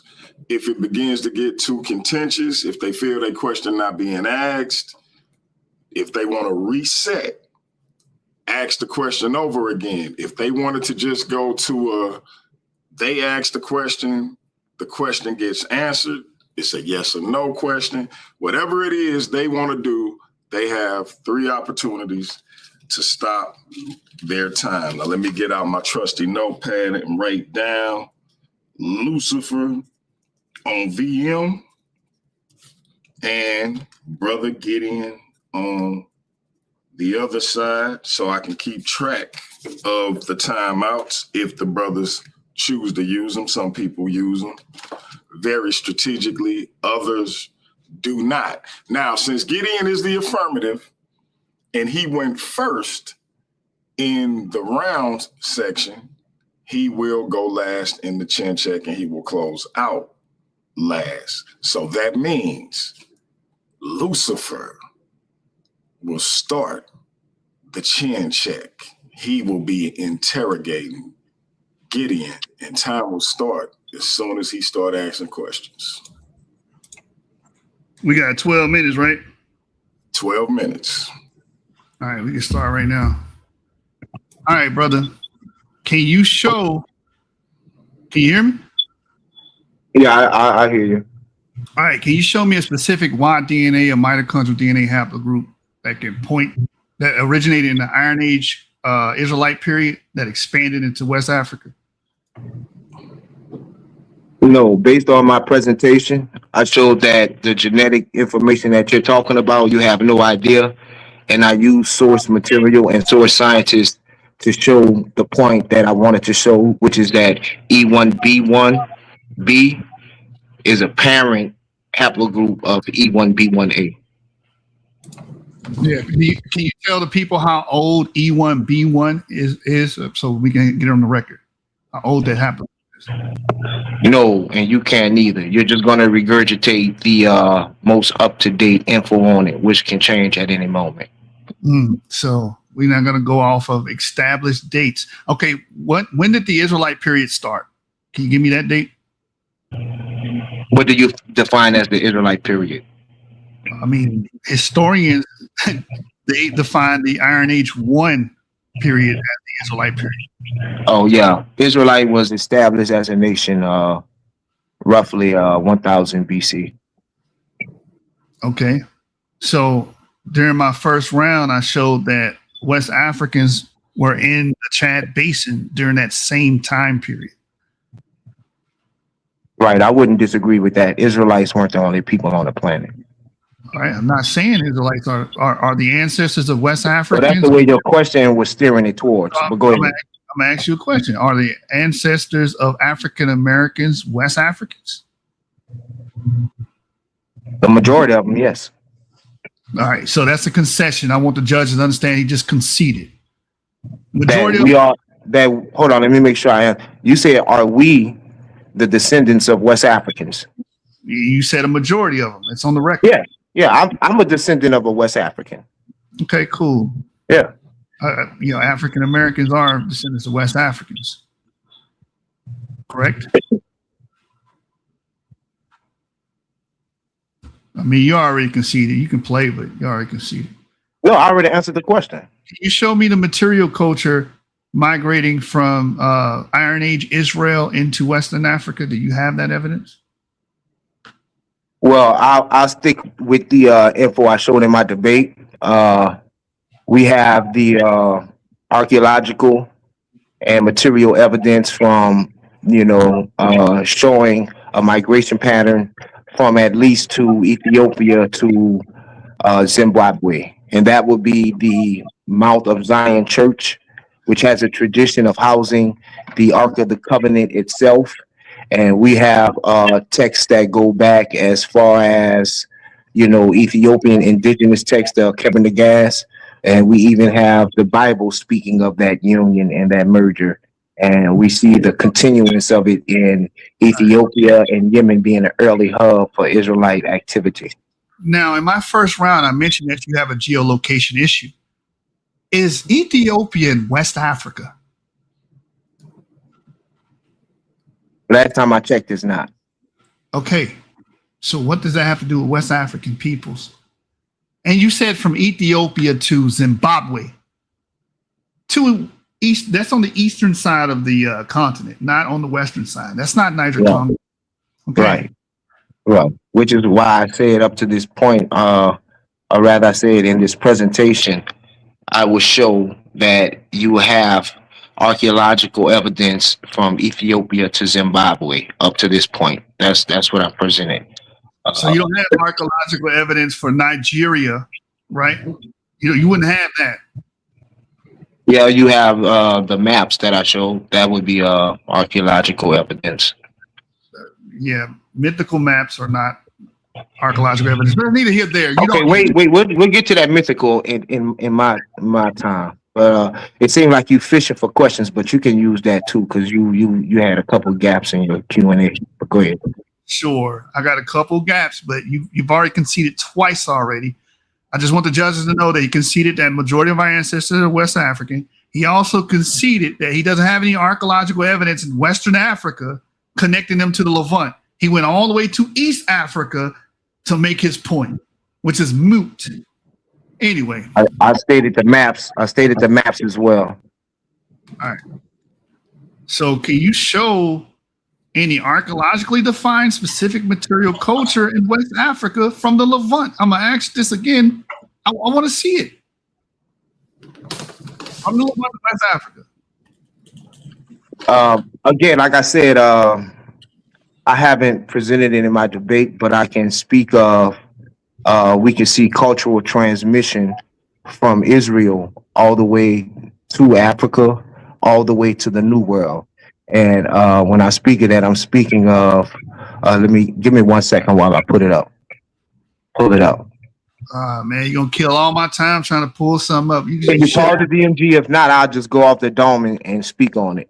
Just and the judges. We don't share the screen during the chat. Yeah, there's a paper written by Lucino Hearn, and I want to say 1936. Again, this was not part of my presentation. I gave you the archaeological evidence, but I'll give you additional. So I'm giving this to you off the dome. Lucino Hearn in the 20s or 30s, she wrote in the New Orleans Times about a practice that we practice in New Orleans. It's a voodoo practice where we will actually insert things into pillows, whether it's chants, spells, or totems, and it will harm the person it's intended for. Now, if you go to the book of Ezekiel, you will see Ezekiel speaking of the same practice and method, all the way down to explicitly stating that it's pillow magic. So again, if you go to my channel, Cushite Israelite TV, I actually show the source, and we can see that cultural transmission in that. So along with the maps, along with the Ngomo Lagundu, which is the drum, can I get all the way to the historic Mount Zion Church where the ark is said to be housed. Gideon, that will suffice. That will suffice, bro. That will suffice. Now, can you give me since this is a debate, I need a peer review. Can you just cite me a peer-reviewed article that affirms any of that, what you just said? Anything that you just said. Yes, well, I cited to the prophet how he speaks on the limba about the Ngomo Lagunda, which is the drum. Okay. And he speaks of they themselves self-attesting to the drum during the Ark of the Covenant pieces. Enough. Where are the limba located? South You Africa. said stop your time, Joshua? Oh, no, I just wanted him to stop. Oh, my bad. The limba are not located in Nigeria. They're not in Benin, Togo. They're not in Cameroon. He is, again, escaping from West Africa, which is, he already admitted, judges, that is the primary source of ancestry of African Americans. But he been to Ethiopia, Zimbabwe, and now he's in South Africa with the limba. Right, because you're asking for archaeological, not historical or linguistic or documented evidence. I'm speaking of material, like tangible things that they can pick up in West Africa. But as I showed in my debate, there was a term when they brought us from Africa and they used it to describe Africa, which is dark Africa, meaning that we had no institutions, we had no civilizing culture. But if you look at it, Ibn Hakal, he states that Ghana had a check writing system, but we would not know that because, again, we were taught dark Africa. And not only was it the suppression, but it was the destruction of those societies. So, again, we don't have archaeological evidence, but we have historical evidence. We have linguistic evidence, and we have the cultural transmission, as I showed, not only in the culture with the law of jealousy. You're killing my time. Stop. All right. You said linguistic evidence. I'm just going to attack that point because I only have a few minutes. Right. What is the language of the Israelites? The original language of the Israelites was they coined it Hebrew. Hebrew. And what language family does that fall into? What branch?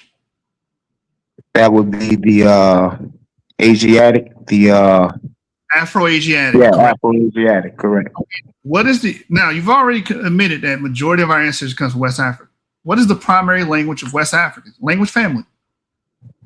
The primary language family would be the Niger Bantu family, if I'm not mistaken. Niger Congo. So judges, he just showed that there is no linguistic evidence because the primary language of West Africans, which he's already admitted that most of our ancestry comes from, is Niger Congo and not Afro-Asiatic, where the Hebrew comes from. So again, this is a conversation, off the cuff. You're not sticking to my presentation. We do have documented evidence. The kings of Congo were called Malak, which is the same term for the kings of Israel. We see in slavery voyages, numerous names. I know you don't want to hear it. But yeah, there is substantial evidence besides archaeological evidence. What is your definition of Israelite? Is it a biological thing or a spiritual identity? It's both, but in this debate, I'm speaking of strictly the physical lineage. Okay, and you already admitted that most African American physical lineages go back to West Africa. You've already admitted that. Yeah, I admit it again. Yeah. Okay. Yeah. Well, our biological genetic population goes back to West Africa, which flies in the face of your whole premise, which is supposed to be proven that are there Israelites amongst Africans. I didn't answer yes to that question because I don't know what type of pseudo judo word salad you just put in there. You asked me, were we descendants of West Africans? Period. And that's what I said. I'm out because I'm gonna get this. Judges have that noted, judges. All right, Lucifer has called his first timeout with only 23 seconds remaining. All right, I want to get the last question in because this is gonna kill it. All right, time starts. Percentage-wise, how many African Americans are descendants of ancient Israelites? Again, as your presentation showed, you're clearly relying on the YT man, European information too much. We really can't get it. We really can't get it down to those numbers as I showed and as I stated. The attention to Africa And as far that as is archaeological and culture time. has been severely underutilized. That ladies And and when I say gentlemen, is YT, time. I'm not making a disparagement statement to white people. You ladies know, and the Most gentlemen, High loves all. camera saying 80% of African Americans are Israelites. Hey man, listen, this is why we say the chin check session is where debates are won and lost. That was Lucifer's chin check session. We are turning it over to Brother Gideon. Brother Gideon is in charge of his time. He does have 3 opportunities to stop his time. Time will start when he starts asking his questions. Yeah, appreciate it, DMG. Yeah, man, appreciate Lucifer for being a sacrifice, man. It's always a pleasure doing business with you. Let me ask you a question, bro. E1B1A, is that or rather is E1B1B an ancestor of E1B1A? No, E1B1B is not an ancestor of E1B1A. They're brother clades. They come from the same parent clade 40,000 years ago. Okay, so the phylogenetic tree that I showed was incorrect. You didn't show a phylogenetic tree. You showed an AI inquiry about Aaron Hellhike. Okay, so yeah, for a fact, you definitely punched drunk because I definitely showed a phylogenetic tree, and I'm going to ask the judges to look at it again because according to the phylogenetic tree, E1B1A is descended from E1B1B. So let's have that on the record. Again, this dude is a baby with the DNA, so we're not even much going to entertain the DNA because he totally was off with that one right there. But let me ask you this. You said Aaron, you said Aaron L. Hawk, right? You said you pulled up AI right quick, and we definitely seen what AI would do. So you pulled up AI in a debate for your rebuttal without even vetting it or even putting it in context, which I clearly did, showing the good and the bad according to what would be my position. I showed it. But whereas you just took it on face value and jumped out the window with it, right? So you described Aaron L. Hawk as a fringe and a fraud and all this, but you know the genetic model and all this, right? Hilarious. So what are the scholars that say he a fringe? Give me 2. David Reich. What's the other brother name? Diatanasio. That's a sister. That's Okay. a couple. That's a couple. Oh no, that's enough. That's more than enough. That's more than enough. So my next question is, of course they disagree with what he believes, right? Correct? They disagree because the data does not support his claims. No, that's what I'm saying. So they disagree with his conclusion, but he said he studied graves, or rather the bones from Israelites in that area, however you want to term it, and he deemed it to be E1B1B. And from that, he made an assessment. Are you denying that he even tested those skeletons and extracted that DNA from that? Are you saying that that's false? No, I'm not saying that they were not E1B1B. Okay, so what you're saying is you just disagree, or you're piggybacking with the people who disagree with him saying that Israelite were niggas. I mean, having Negroes, right? So you're just piggybacking with them again, adding value to what I'm saying about dark Africa and how they purport that, and how a lot of our brothers and sisters take that on without even knowing it. Because this brother brought no information to rebut my presentation. He just said a lot of DNA mumbo jumbo. So since you didn't address my information in the debate, I'm gonna make you address it right now, right? Mm-hmm. So when I speak of these self-attestations, right? I'm gonna take one. I'm I'm gonna take Eldad Hadani, right? What did you present? And was the story that debunked that and said that that was a myth and it didn't happen? Easy. I Go just ahead, went bro. straight. I went Go straight ahead. to I went straight to the Parfait works where he explains that this was all imagined ancestries and there's no verifiable. Again, to the Parfait. I'm not speaking of the Limba. I'm speaking of Eldad Hadani. But go ahead. All right. So Eldad Hadith is brought up by Tudor Parfait as well, invoking these mythological treks, going into certain places, saying that you took over a land and killed people, and the tribe of Dan and Gad was there. There's no verifiable archaeological, anthropological proof or genetic proof that any of those things happened. It is just a story. That's all it is. You can't verify it. You don't have archaeological evidence. You don't have anything concrete but abstract claims for somebody who lived 1,200 years ago. Guess what? They also believed in dragons. They also believed in dog-head people. All right, that's enough. That's enough. I don't got much time to continue beating up on you. So, okay, so your answer to refute a self-attested to work that is been verified as credible by all scholarship, you're going to use Tudor Parfait, and you're not even sourcing it or cite it, or you didn't even do it during the debate. You're not even citing what he said, but yet you're just saying and you're just glossing over it with the term mythical. That's a horrible attempt at refutation. And I hope the judges tell you that in your judge, whether you win or lose.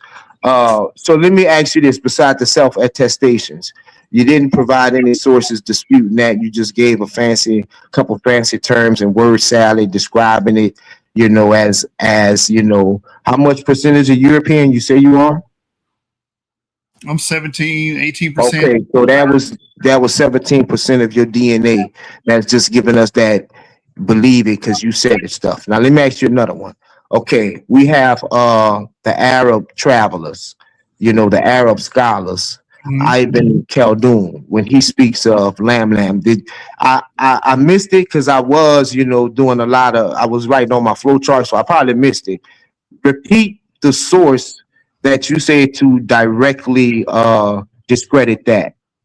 Tudor Parfait, I read his entire book. Both of his. Tudor Parfait was born in the 20th century. It doesn't matter. Ibn Khaldun was 12th century, my brother. How is he destroying that? Besides using, go ahead. Because he brings up that a lot of these Arabic writings are blowing these stories out of proportion, saying that like the Balfour, for example, saying the Balfour had started. Hold on, you're going too far. Okay, that's all. That's all we need on record. We don't need to believe. We don't need to hear why you believe it. We just need to hear that you believe it, and that's why you believe in it. That's all we need to know, my brother. Again, so what was your refutation on the maps that was made by the Frenchmen? What was your refutation on that? During that time, there was a lot of mythology. Did you show them it? Did you show that? Did you cite that some type of way? I did. Bring that to my memory. What was it? Tudor Parfait's book on Africa. Again, Tudor Parfait. Okay, again, Tudor Parfait on the map that was made in the 18th century. Yeah, that's how historians work. They study and analyze old documents. I'm sorry to break the news to you. That's what historians do. Okay. So when he tells you that the people in Sinna, South Africa, right? It's a real town. When they have the same tribal names that he mentioned in his book as the people from Sinna in Yemen, they possess the same tribal names. What do you chalk that up to? Mythology as well?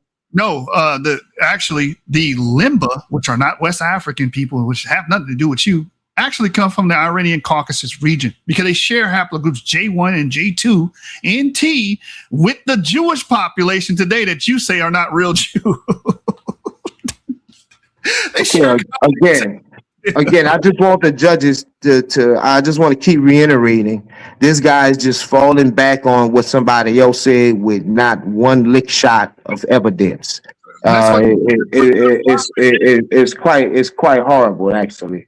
But to the Prophet demonstrated that in his works. He demonstrated that they share common male ancestry with modern Jewish population. Again, bro, we already showed you have no idea what you're talking about with DNA. I actually showed when you ask AI about DNA, it's not going to be totally upfront.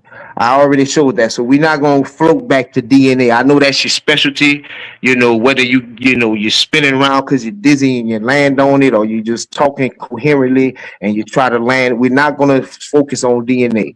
DNA is not the end all be all. It's like it's like asbestos, bro. You think it's not what you think.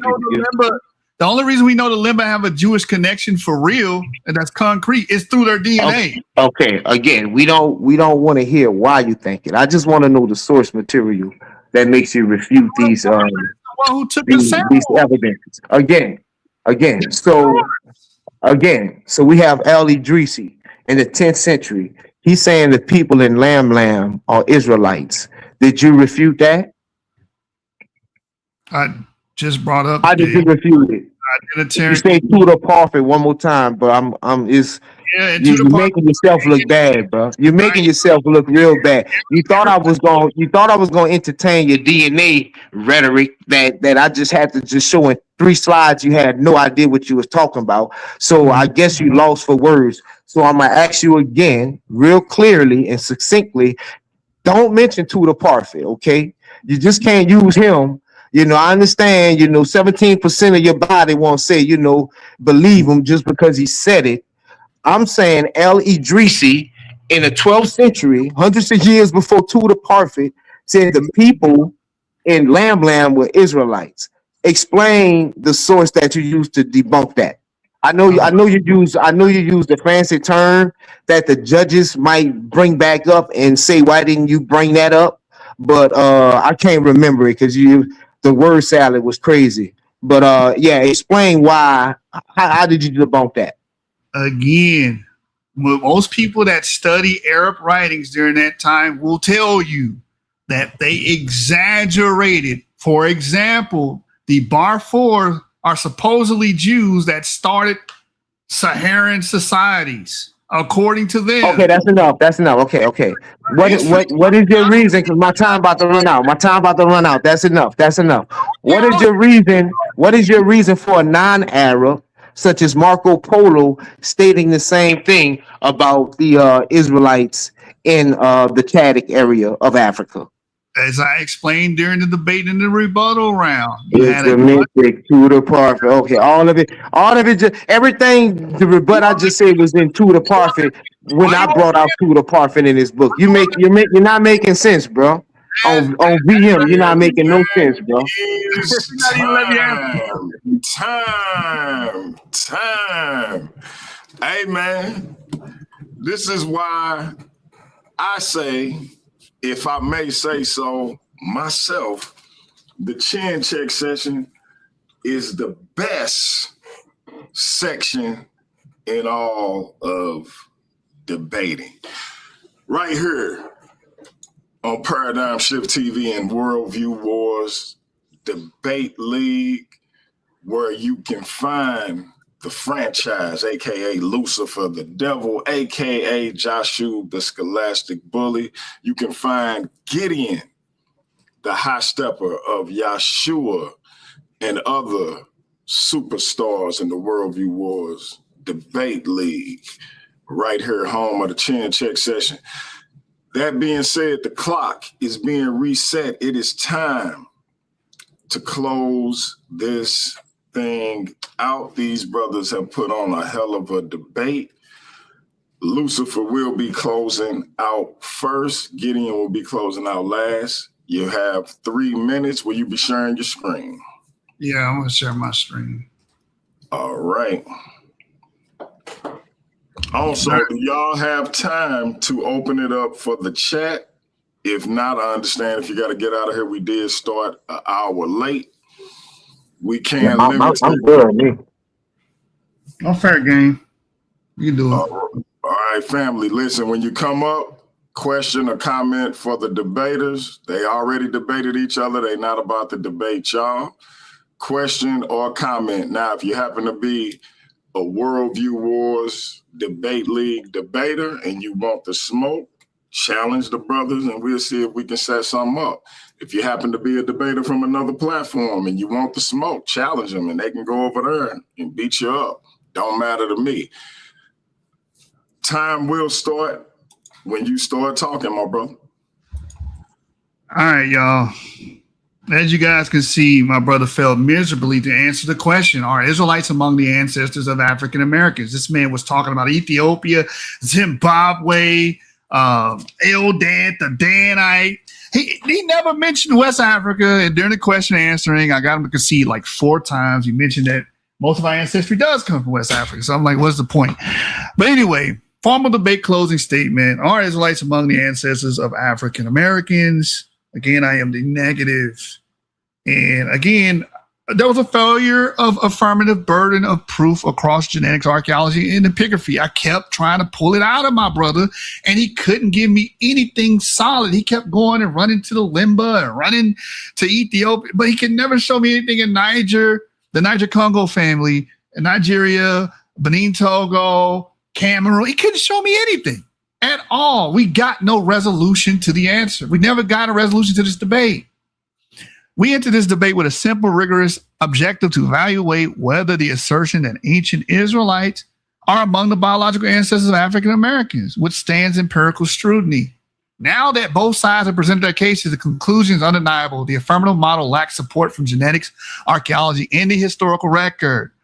We had the unbroken genetic verdict as we've seen that African American descent from Europeans, West Africans. He did not show Levantine or Caucasus related autosomal DNA at all time to the African Americans. He didn't even attempt to.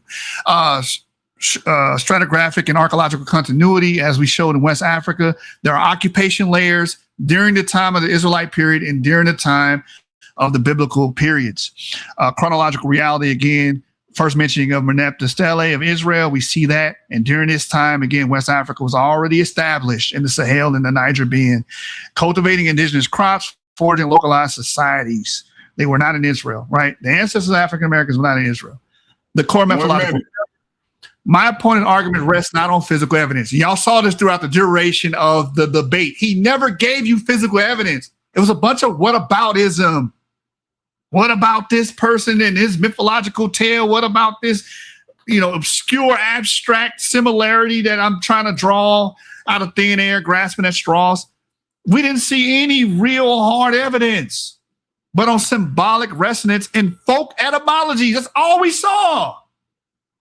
While spiritual identification with the biblical exodus was a powerful mechanism of surviving during the antebellum slavery, conflating metaphorical kinship with biological descent. And in the Q&A, I made him clarify that he's talking about biological descent from Israelites, not spiritual or symbolic. So why is he using nothing but symbolic evidence? Not real evidence, right? Metaphorical kinship with biological descent erases real documented history of West Central African civilizations like Benin, Mali, and Ashanti. That is time. Finish your thought. Anyway, the conclusion is African Americans do not need to claim Near Eastern lineage to possess noble, glorious heritage. Our ancestors built advanced empires, mastered indigenous metallurgy, and survived brutal Middle Passage to shape the modern world. Their story is written in the soil of West Africa, in the DNA of their living descendants. Via. There it is, ladies and gentlemen. Time will be reset at 3 minutes for our brother Gideon. That was the franchise, Lucifer, the devil. We will turn it over to our brother Gideon. Gideon, will you be sharing your screen? Unfortunately, man, my computer died, and we know how that is. So I'm just gonna end it out, All right, your time will start when you start talking. It's on you. Yeah, man. Like I said, man. Shout out to Most High in the name of Yahshua. Shout out to DMG for hosting everything. And like I said, man, my computer died. I kind of started feeling bad, brother, where I beat this dude up, man, because he did help me with my computer, and help me like get it running. So when it died, it took me out that kill mode. And I said, man, wait, this dude, man, help me like get back on track. But that's neither here nor there with the debate, man. As the judges will see and the people heard, this dude been fishing all night, man, especially in his presentation round at the end. I mean, how much can the brother talk about DNA? I mean, damn, but it was adorable though. You know, I did show that it was adorable.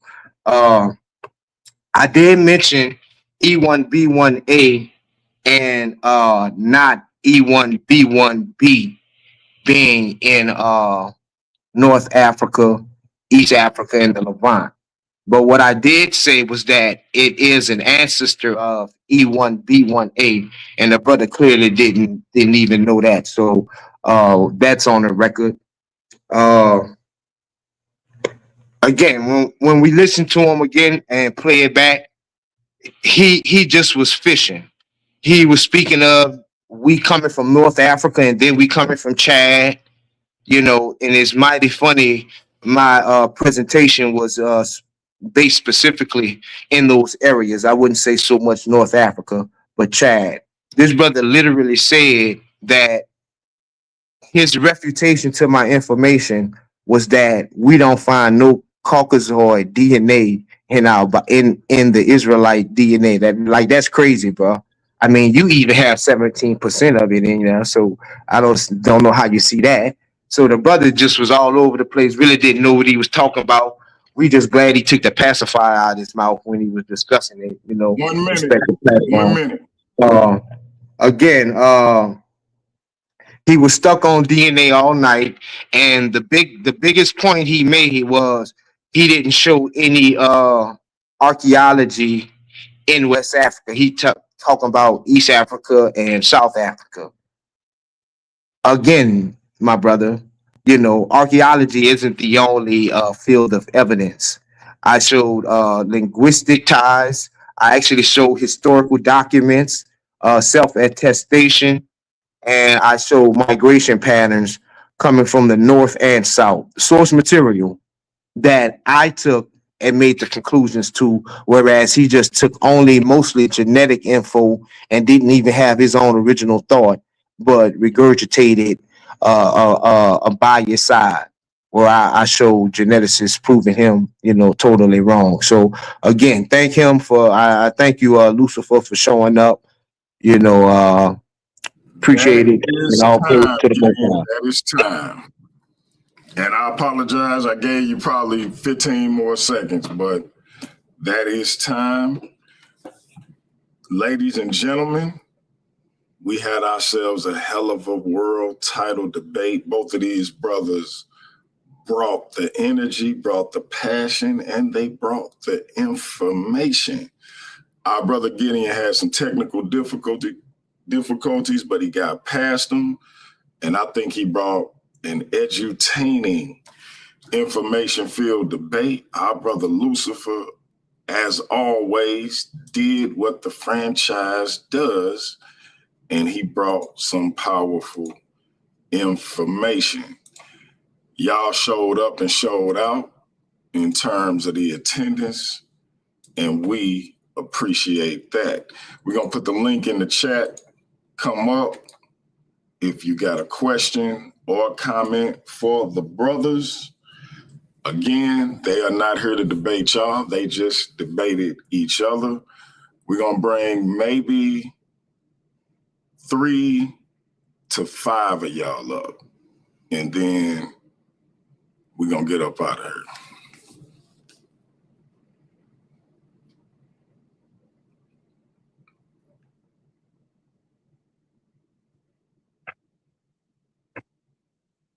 Hey man, while we wait for the people, I kind of felt bad because I thought I swayed the judges in JJ debate when I had him, you know, speak on who he thought the beings were, and he said human. So I kind of thought that I introduced that into the conversation, but I come to find out from listening to Heru, he stated that earlier that he's talking about human beings. So I don't feel as bad now, but still, you know, I got to be careful. Hopefully, I don't lose or win. Well, I would like to win the debate in the after round, but y'all know what I'm saying, you know.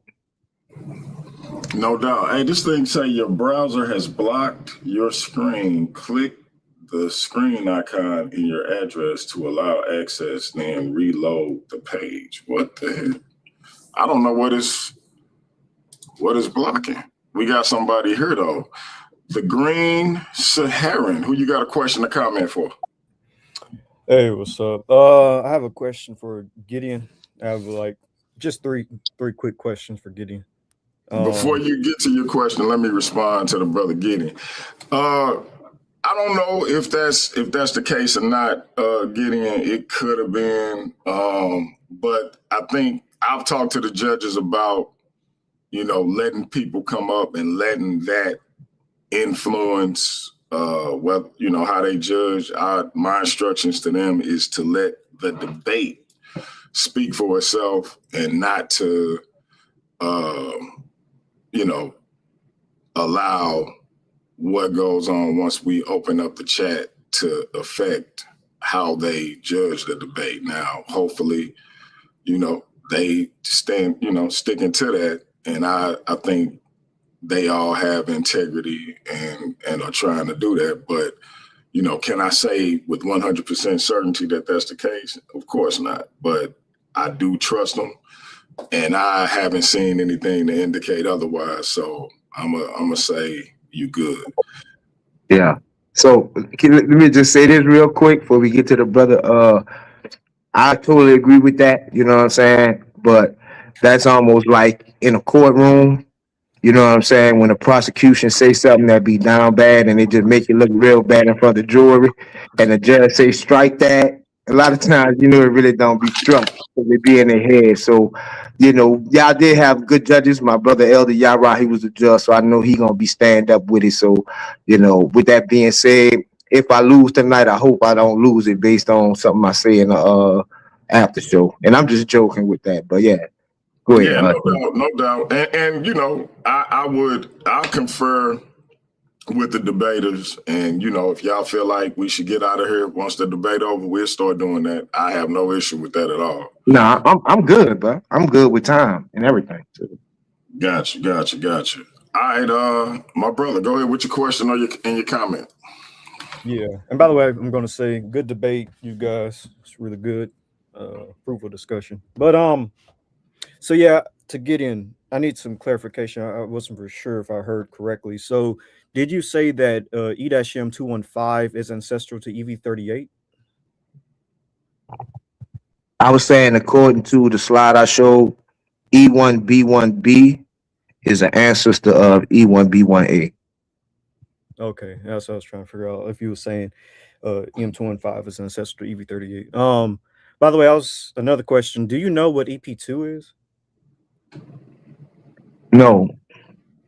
Okay. Do you know who descends from EP2? No. Okay. Maybe Jashu can answer that question for me. Jashu, because I'll ask you the same questions. But obviously not the first one. But when it comes to EM215 and EV38, do you know what EP2 is? EP2 is the parent clade of both of those clades. So E1B1A, E1B1B are brother clades. They both descend from EP2. Okay. And can you call EP2 also E1B1? Yes, you can. Thought so. Okay. I was just getting some clarification on that. So when Elhen Erhike was saying E1B1, he was talking about EP2. Right, in the broader sense, yeah. Okay. I mean, that would be an interesting debate, if we can prove we are Israel genetically. And I'm quite sure Jashu, would be up to take that up. That would be something he can debate. I can just tell you right now, they're Iranian Caucasus related people, not West African. Right. I said that in the debate. Like, you think, Israelite got to have white people in them, But then that begs the question: you got white people in you, so you might be an Israelite, right? Actually, according to that statement. I almost forgot. White. See, you need to watch my race debate. This is why those words are antiquated, right? Because the quote unquote white people that I descend from are Irish people, not Israelites. The Irish. Hey, what you got to understand, Jashu, like, I'm kind of being tongue in cheek right now because You know, I'm just kind of trolling y'all because y'all just like y'all yeah, man, y'all geek squad out, man, with them used science books, man.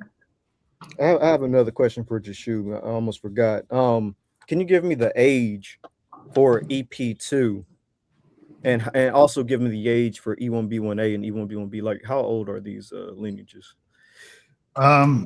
They formed around 40,000 BCE. V38, there's different ages. Some people say 30 or as close to E1B1. So some people put 38, 39,000 BCE, 28,000. I've seen that somewhere around that range for E1B1A V38. It definitely went to West Africa 19,000 years ago. That's pretty much consensus. And where did So E form 50? let me ask y'all brothers this, right? Because y'all have no idea. I mean, I have no idea what I'm talking about. So you have like scientists, you know, geologists, and basically every discipline of science that has what they would call creationists or Christians that have that belief, right? So when you mention things like 70,000 years and 80,000 years and all that stuff, you know, when you're professing your faith, that I mean, if that's true, then that knocks the whole Bible discussion out because the Bible doesn't state that, you know, the earth has been here that long. So why would you even entertain that, Joshua? If you want to take the scientific route, you should have took the scientific route and said the Bible is false based on the fact that, you know, it doesn't state the world is 70,000 years old. But the Bible is the Bible, the narrative in Genesis, Jacob having 12 kids, mythical kids. Nah, the kid is with me. I got the kid. Joshua is with me. Hit, okay. But whatever button that is. I'm trying to have the conversation with you. We're not debating no more, right? I'm trying to answer it. You ain't gonna let me answer in the Q&A. But just let me answer right now. So most of what's written in Genesis and Exodus is fictive. It's imagined. It's just a story. That's all it is. There's no evidence. There's no hard anything. So you saying, oh, well, you're saying, yes, the Bible is. It's fictive. It's folklore. Especially the Torah. All right, y'all. We got some more people on the panel. Let's go to Roberta. Hey, thank you, bro, for watching. And thank you for the question. Hello, can you hear me? Loud and clear. Oh, wonderful. I just want to just say to both of the gentlemen, what wonderful orators you both are. I found this debate very interesting, a lot of information. Great job on both sides. I do appreciate you both bringing your best today. Thank you. I appreciate it. And I appreciate you watching it. I appreciate it. Thank you. For sure. We hope you subscribe. I already did, sir. DMG, great job. Appreciate you. Listen, hey, I don't know who this other person is, but I don't think they're supposed to be up here. It says something like Honey Clark. Nah, go ahead, honey. Who you got a question to comment for? It's me, honey. No, I just want to say good job. Joshua kind of skated through this though, and I think it's because Gideon, you were kind of going against like mainstream science, but you didn't have anything. Like you gotta try to find something to back it up besides your own like just putting pieces together. But I still think that you debated well. You did a good job, but you know, I think Joshua kind of got you in this one. That's just my personal opinion, but good job, Right. both of you guys. Right. That's all. I appreciate you watching as well. Can I respond now, or do you want to do it another way? Yeah, go ahead. Oh, yeah. So with that, like I said, I like to make the analogy of like feces. I can smell it and look at it and know that it's feces. I don't need to eat it, ingest it, you know, see if it have peanuts in the center or corn. Like, I don't need to do all of that. That's what Joshua is doing, according to my position, because what I showed was from just one slide that what he's saying, it smells like feces, because I showed that E1B1A descends from E1B1B according to the phylogenetic tree that I showed. So I don't need to continue to say, I don't need to do that, my sister. But that's a good question. But that's why I didn't expound on it, And also, I had the affirmative. So it was mainly, I think it should have been more of a response to what I'm saying, since I'm making the claims. Although bringing out the DNA, it isn't like bad, but I showed how, where he coming from, and but I think it would have been more if you'd have addressed the information so we can clash like that, but good question. Right. But I do have a question for you now that you said that. Because I remember somewhere in a debate, you said something about the white man's science, right? And then right now, you just told him that the Bible doesn't assert that the world is old. And the Bible itself doesn't put any kind of time on the world at all. So where did you get that the Bible is saying that the world is not old? Like, what science did you use for that? Right. So I could be wrong, but what I said was he's full of the white man science, being that he's 17% European. That's what I was saying. I don't think I made any aspersions to European academia, except when I was speaking of the dark Africa philosophy and concept. Yeah, but what science are you using to say that the world isn't old according to the Bible? Like, Well, I would have never brought that up in a debate, but that was just, begs the yeah, no. I question. mean, you just said it afterwards. I was just Yeah, wondering when he why you says said things that. like 70,000, 80,000, like the Bible doesn't ascribe to those years. So, I couldn't, I would have to deny that evidence. And good thing that it's false, or at least, misinterpreted, as I showed in a presentation, that it's misinterpreted. So that gives it some type of leeway, to where we can say, we can't look at that one field of science in spite of the historical, the archaeological, the linguistic, the eyewitness accounts, and the migration patterns that I showed. We can't let his interpretation of DNA alone usurp that, and not even to the point, he, like, again, he didn't even like show no sources to that. Like that was like to refute it. Like that was crazy to me. Like his reliance on DNA, like I said, is like our reliance on asbestos in the late 70s, only to wake up in 82 to realize that it's like killing everybody. So Mm-mm. he need to slow down. Like that's why I say it's adorable what he did. He memorized a lot of clades and EM2 derivations and all that, but you need to slow down, Charlie. And like I said, and like AI said, once I exposed her or him, because you can name them, even AI said, you can't make the claim that he made. Like, you know what I'm saying? So Guys, Hey, I I'm want gonna to say, start calling Gideon the most charismatic Israelite, because he got the quips, he got the phrases. He said it was adorable. What did he just say? Yeah, he did. He said, I think it was adorable. no, it The was, bro. migration patterns are tracked with like DNA. just like Hey, it is a listen, okay. rise of the Let's information. let's let Lucifer respond. Then we're gonna go to Silky D, we're gonna get out of here. So everybody, I would think my opponent would be taking notes while he's debating me, right? But everybody that watched my debate, I did not just use DNA. I use occupation layers. I use settlement patterns. I use pottery. I use material culture. I use crop cultivation. And even in the Q&A, I use language against you. So what are you talking about? I use various fields. It was multidisciplinary approach to prove that our ancestors were not no damn robot. In conjunction with DNA. Silky D, the undeniable superstar. Talk to us. Shout out to my man Yerman Yahoo.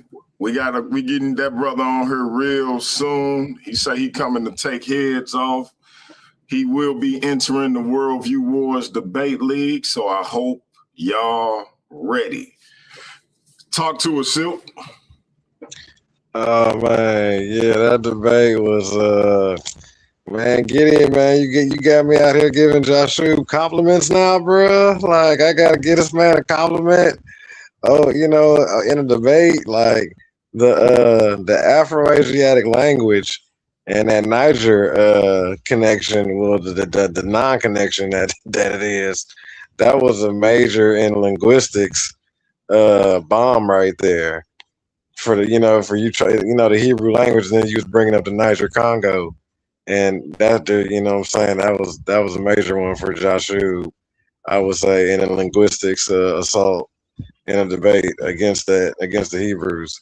And then I could have swore for Gideon, what exactly did Meta tell you? Because I thought, like, I could have swore you was agreeing, but Meta did kind of like was telling you that it was the other way around, right? No, it was saying E1B1B was found in Israel, and E1B1B is the ancestor of E1B1A. Now, he was harping on E1B1A as if it was solidified, and we all know that those different haplotypes happen from mutations, and they can happen in the span of 3 generations, or it could take as long as 3 centuries, but they happen.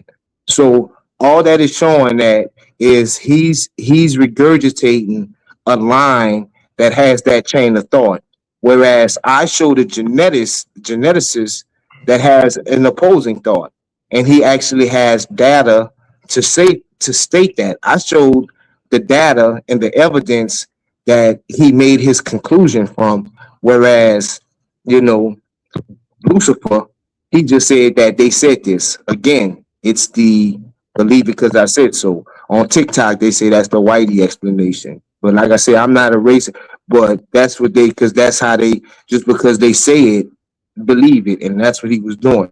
Now, as far as the linguistic matter, I've made, I think I made one again, this was 15 minutes. And like I said, you go to my channel, but you can see several linguistic ties to not only Israel and Africa, but Israel and West Africa. I showed in this presentation right here, I spoke of the word Malak for king. That's in the Congo Basin area. That's the same word for king in Israel. Again, I didn't have time to show the different different ones. This is not the debate, but I can go over it with you. But I don't think he did anything by making me state that Hebrew was Afro-Asiatic language and West Africa was Niger Congo language.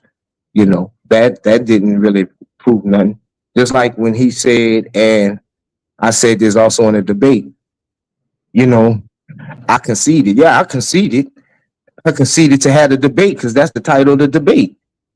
Are the people that was enslaved, which are West Africans, descended from Israelites? So, I mean, I don't know why he thought that was a big point, but I mean, like I said, he was fishing all night, so he had to try to make it sound like he did something. But yeah, okay, that was a good question, bro. I appreciate you watching it, and yeah. For sure. And yeah, man, yeah, good debate, fellas. Good stuff. Joshua, any sentiments on that linguistic bullet?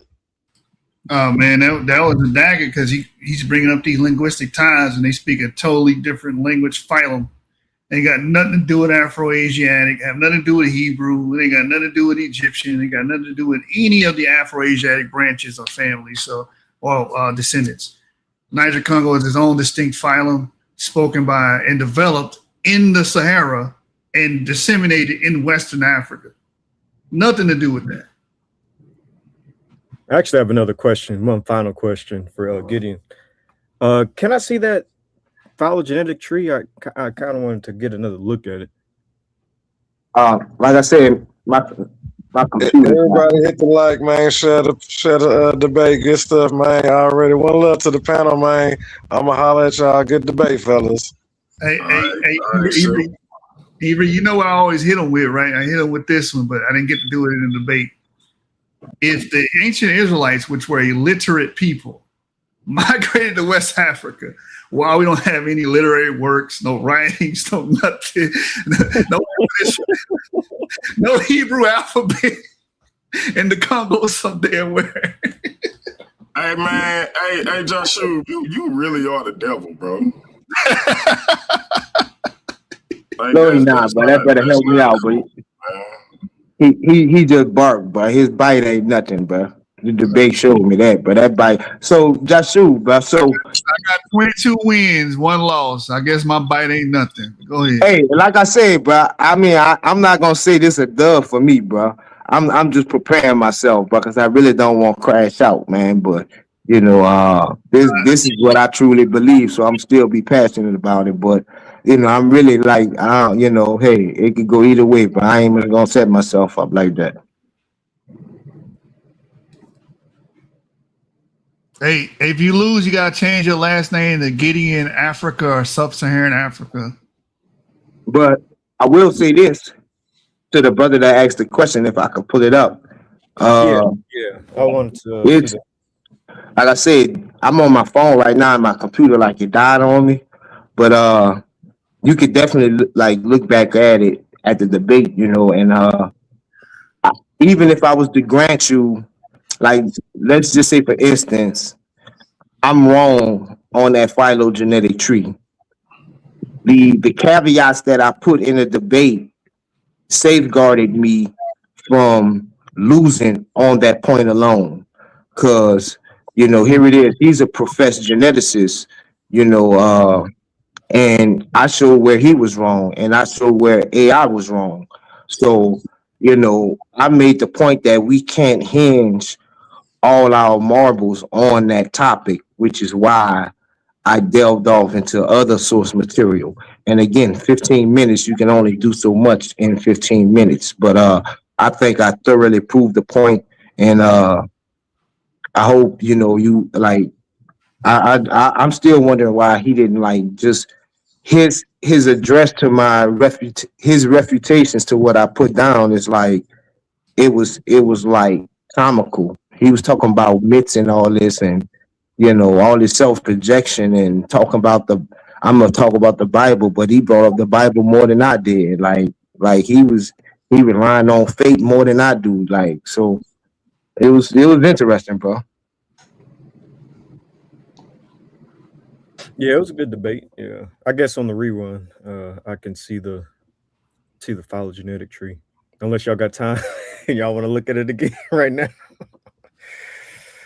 There's no phylogenetic tree in the world that says E1B1A is a descendant of E1B1B.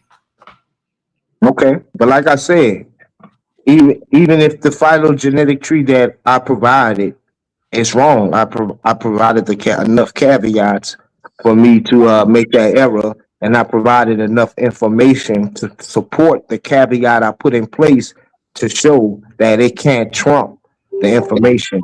It can really only support it. So even I don't think it's wrong, but hey, it could be. You know, it depends on what the day is. It might change tomorrow. That's the one they made today. Again, the caveats that I put out. So I'm not going to live and die on that like you just did. Well, we determine what's the parent clade from the daughter clade or the son, well, however you want to phrase it, right? By the mutations accumulated, right? So when we say EP2, that's the last mutation on that Y chromosome. Then when you get V38, that's the next mutation. The next mutation is the descendant, V38. That's how we determine. This is not just a bunch of people in suits willy-nilly naming this. They're basing it off of the mutations on the chromosomes. The terminal SNP. Right.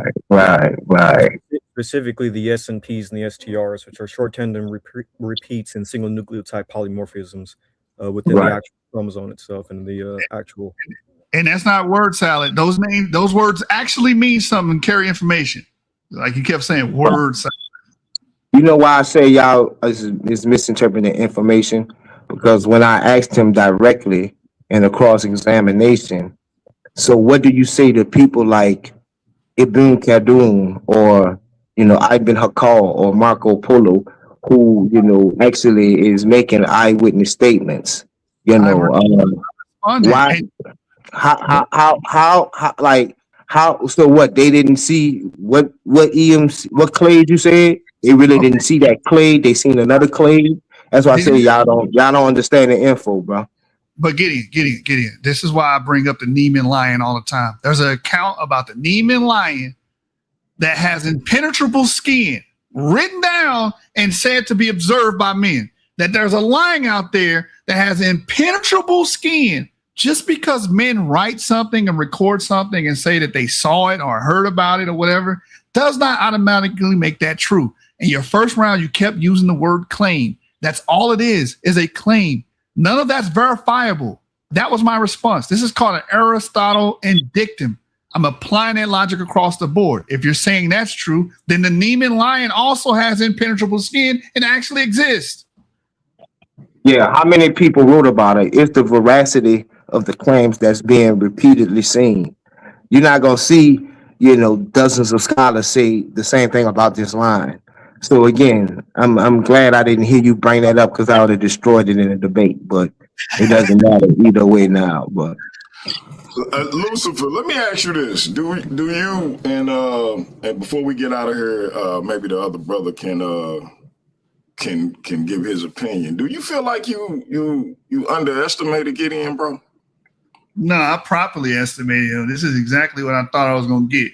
I don't think I underestimated. I know Gideon. I knew he was going to come with a bunch of tall tales from, 12th century, 11th century medieval Arabic traders. And so I knew what he was going to do. Let me ask you, Gideon, do you feel like the brother underestimated you somewhat? Nah, but this nigga been my number one fan. I mean, there you go. Yeah, he been my number one fan. But when he was an Israelite, before he read himself out the Bible on his DNA junk, I was actually one of the first people to actually do a presentation on his show on this very matter. So, before his head got swole with all this DNA stuff, he actually was an esteemed colleague of mine, bro. Okay, so y'all had a history I ain't even realize. Okay, I got you.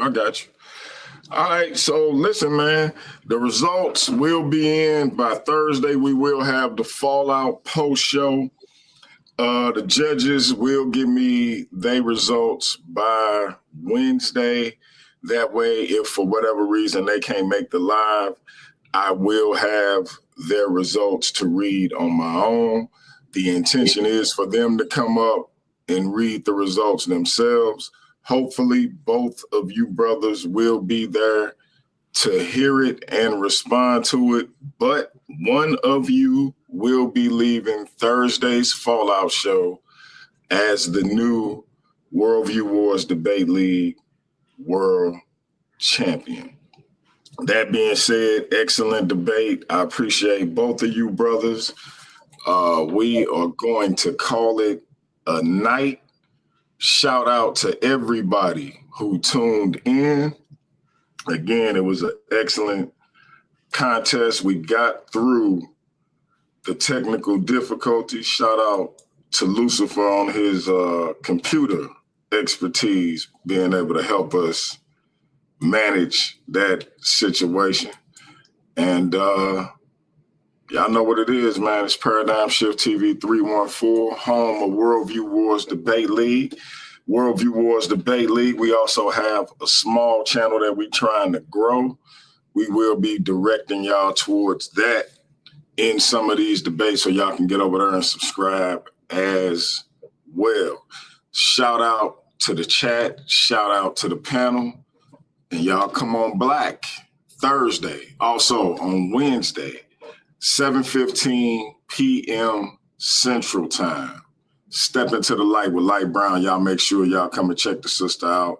She always got some powerful topics. I believe this week is a face-to-face between the brother Easy Bands and our brother, the Eye Smiter, Jose Francis. Yes, a Worldview Wars Debate League debate will be happening on Step Into the Light with Light Brown. She will be hosting a face-to-face, and then those brothers will be getting in the ring. We are bringing as much debate content to you as we can. As I said, the winner of this debate will be the new Worldview Wars Debate League world champion. They will be facing the winner of the last argument standing on the 16th of this month at Debate Mania. Y'all be here for all of it, man. We appreciate y'all. Till next time, we are out. That's peace. I told y'all what to step into. I ain't disrespecting you, son. You want it to be one way. What?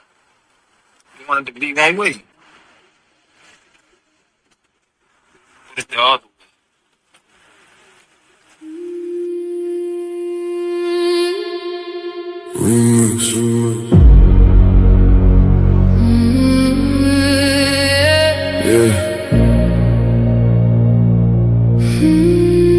Funny how everybody loved debate till the judges say they lost. Funny how everybody claim they want smoke till the scorecards come across. My name is my name. Everybody gangster when the verdict go their way. Taking victory laps, posting on social media all day. But let them catch an L, now the judges all corrupt. Now the rules wasn't fair, now the platform messed up. When you won, it was justice. When you lost, it was rigged. When the spotlight was on you, man, you danced a little jig. Funny how the narrative changes overnight. You a scholar on Monday, by Tuesday ready to fight. Y'all don't want accountability, you want applause. Want championship treatment without championship flaws. See, debate ain't about feelings, it's about evidence, argument, and skill. Sometimes you climb the mountain, sometimes you fall down the hill. You want it to be one way, but it's the other way. but it's the other way. When you win, it's all love. When you lose, it's another day. You want it to be one way, But it's the other way. the same judges you praised last month ain't fair today. You want it to be one way, But it's the other way. the facts don't bend for feelings, no matter what you say. My name, Yeah, my name. the hate got me laughing. It really tell the story. If the platform wasn't working, why they obsessed with my glory? Every week somebody got an opinion to proclaim, but they still tune in faithfully. That's free promotion of the name. Paradigm shift, TV 314 still standing, while critics in the comments keep demanding and demanding. See the infamous perspective, giving viewpoints room to breathe. The black church files digging deeper than was seen. The Kemet take over, bringing culture to the floor. The GT perspective, asking questions they ignore. Here you get many choices. Ladies' night, giving divas voices. Different minds, different paths, different truth. Reaching the elders and the youth. One way, But it's the other way. you said the platform needed you, but somehow you still stayed. Yeah, You wanted to be one way, but it's the other way. the show keeps moving forward even after people stray. You wanted to be one way, But it's the other way. the audience decides, not the stories that you made.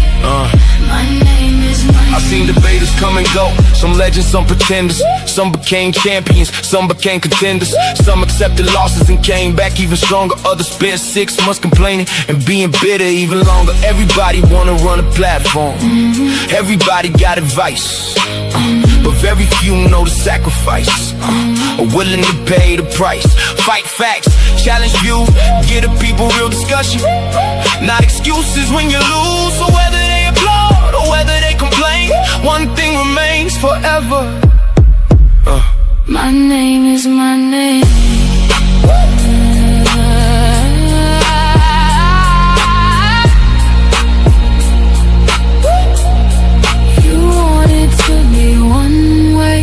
But it's the other way.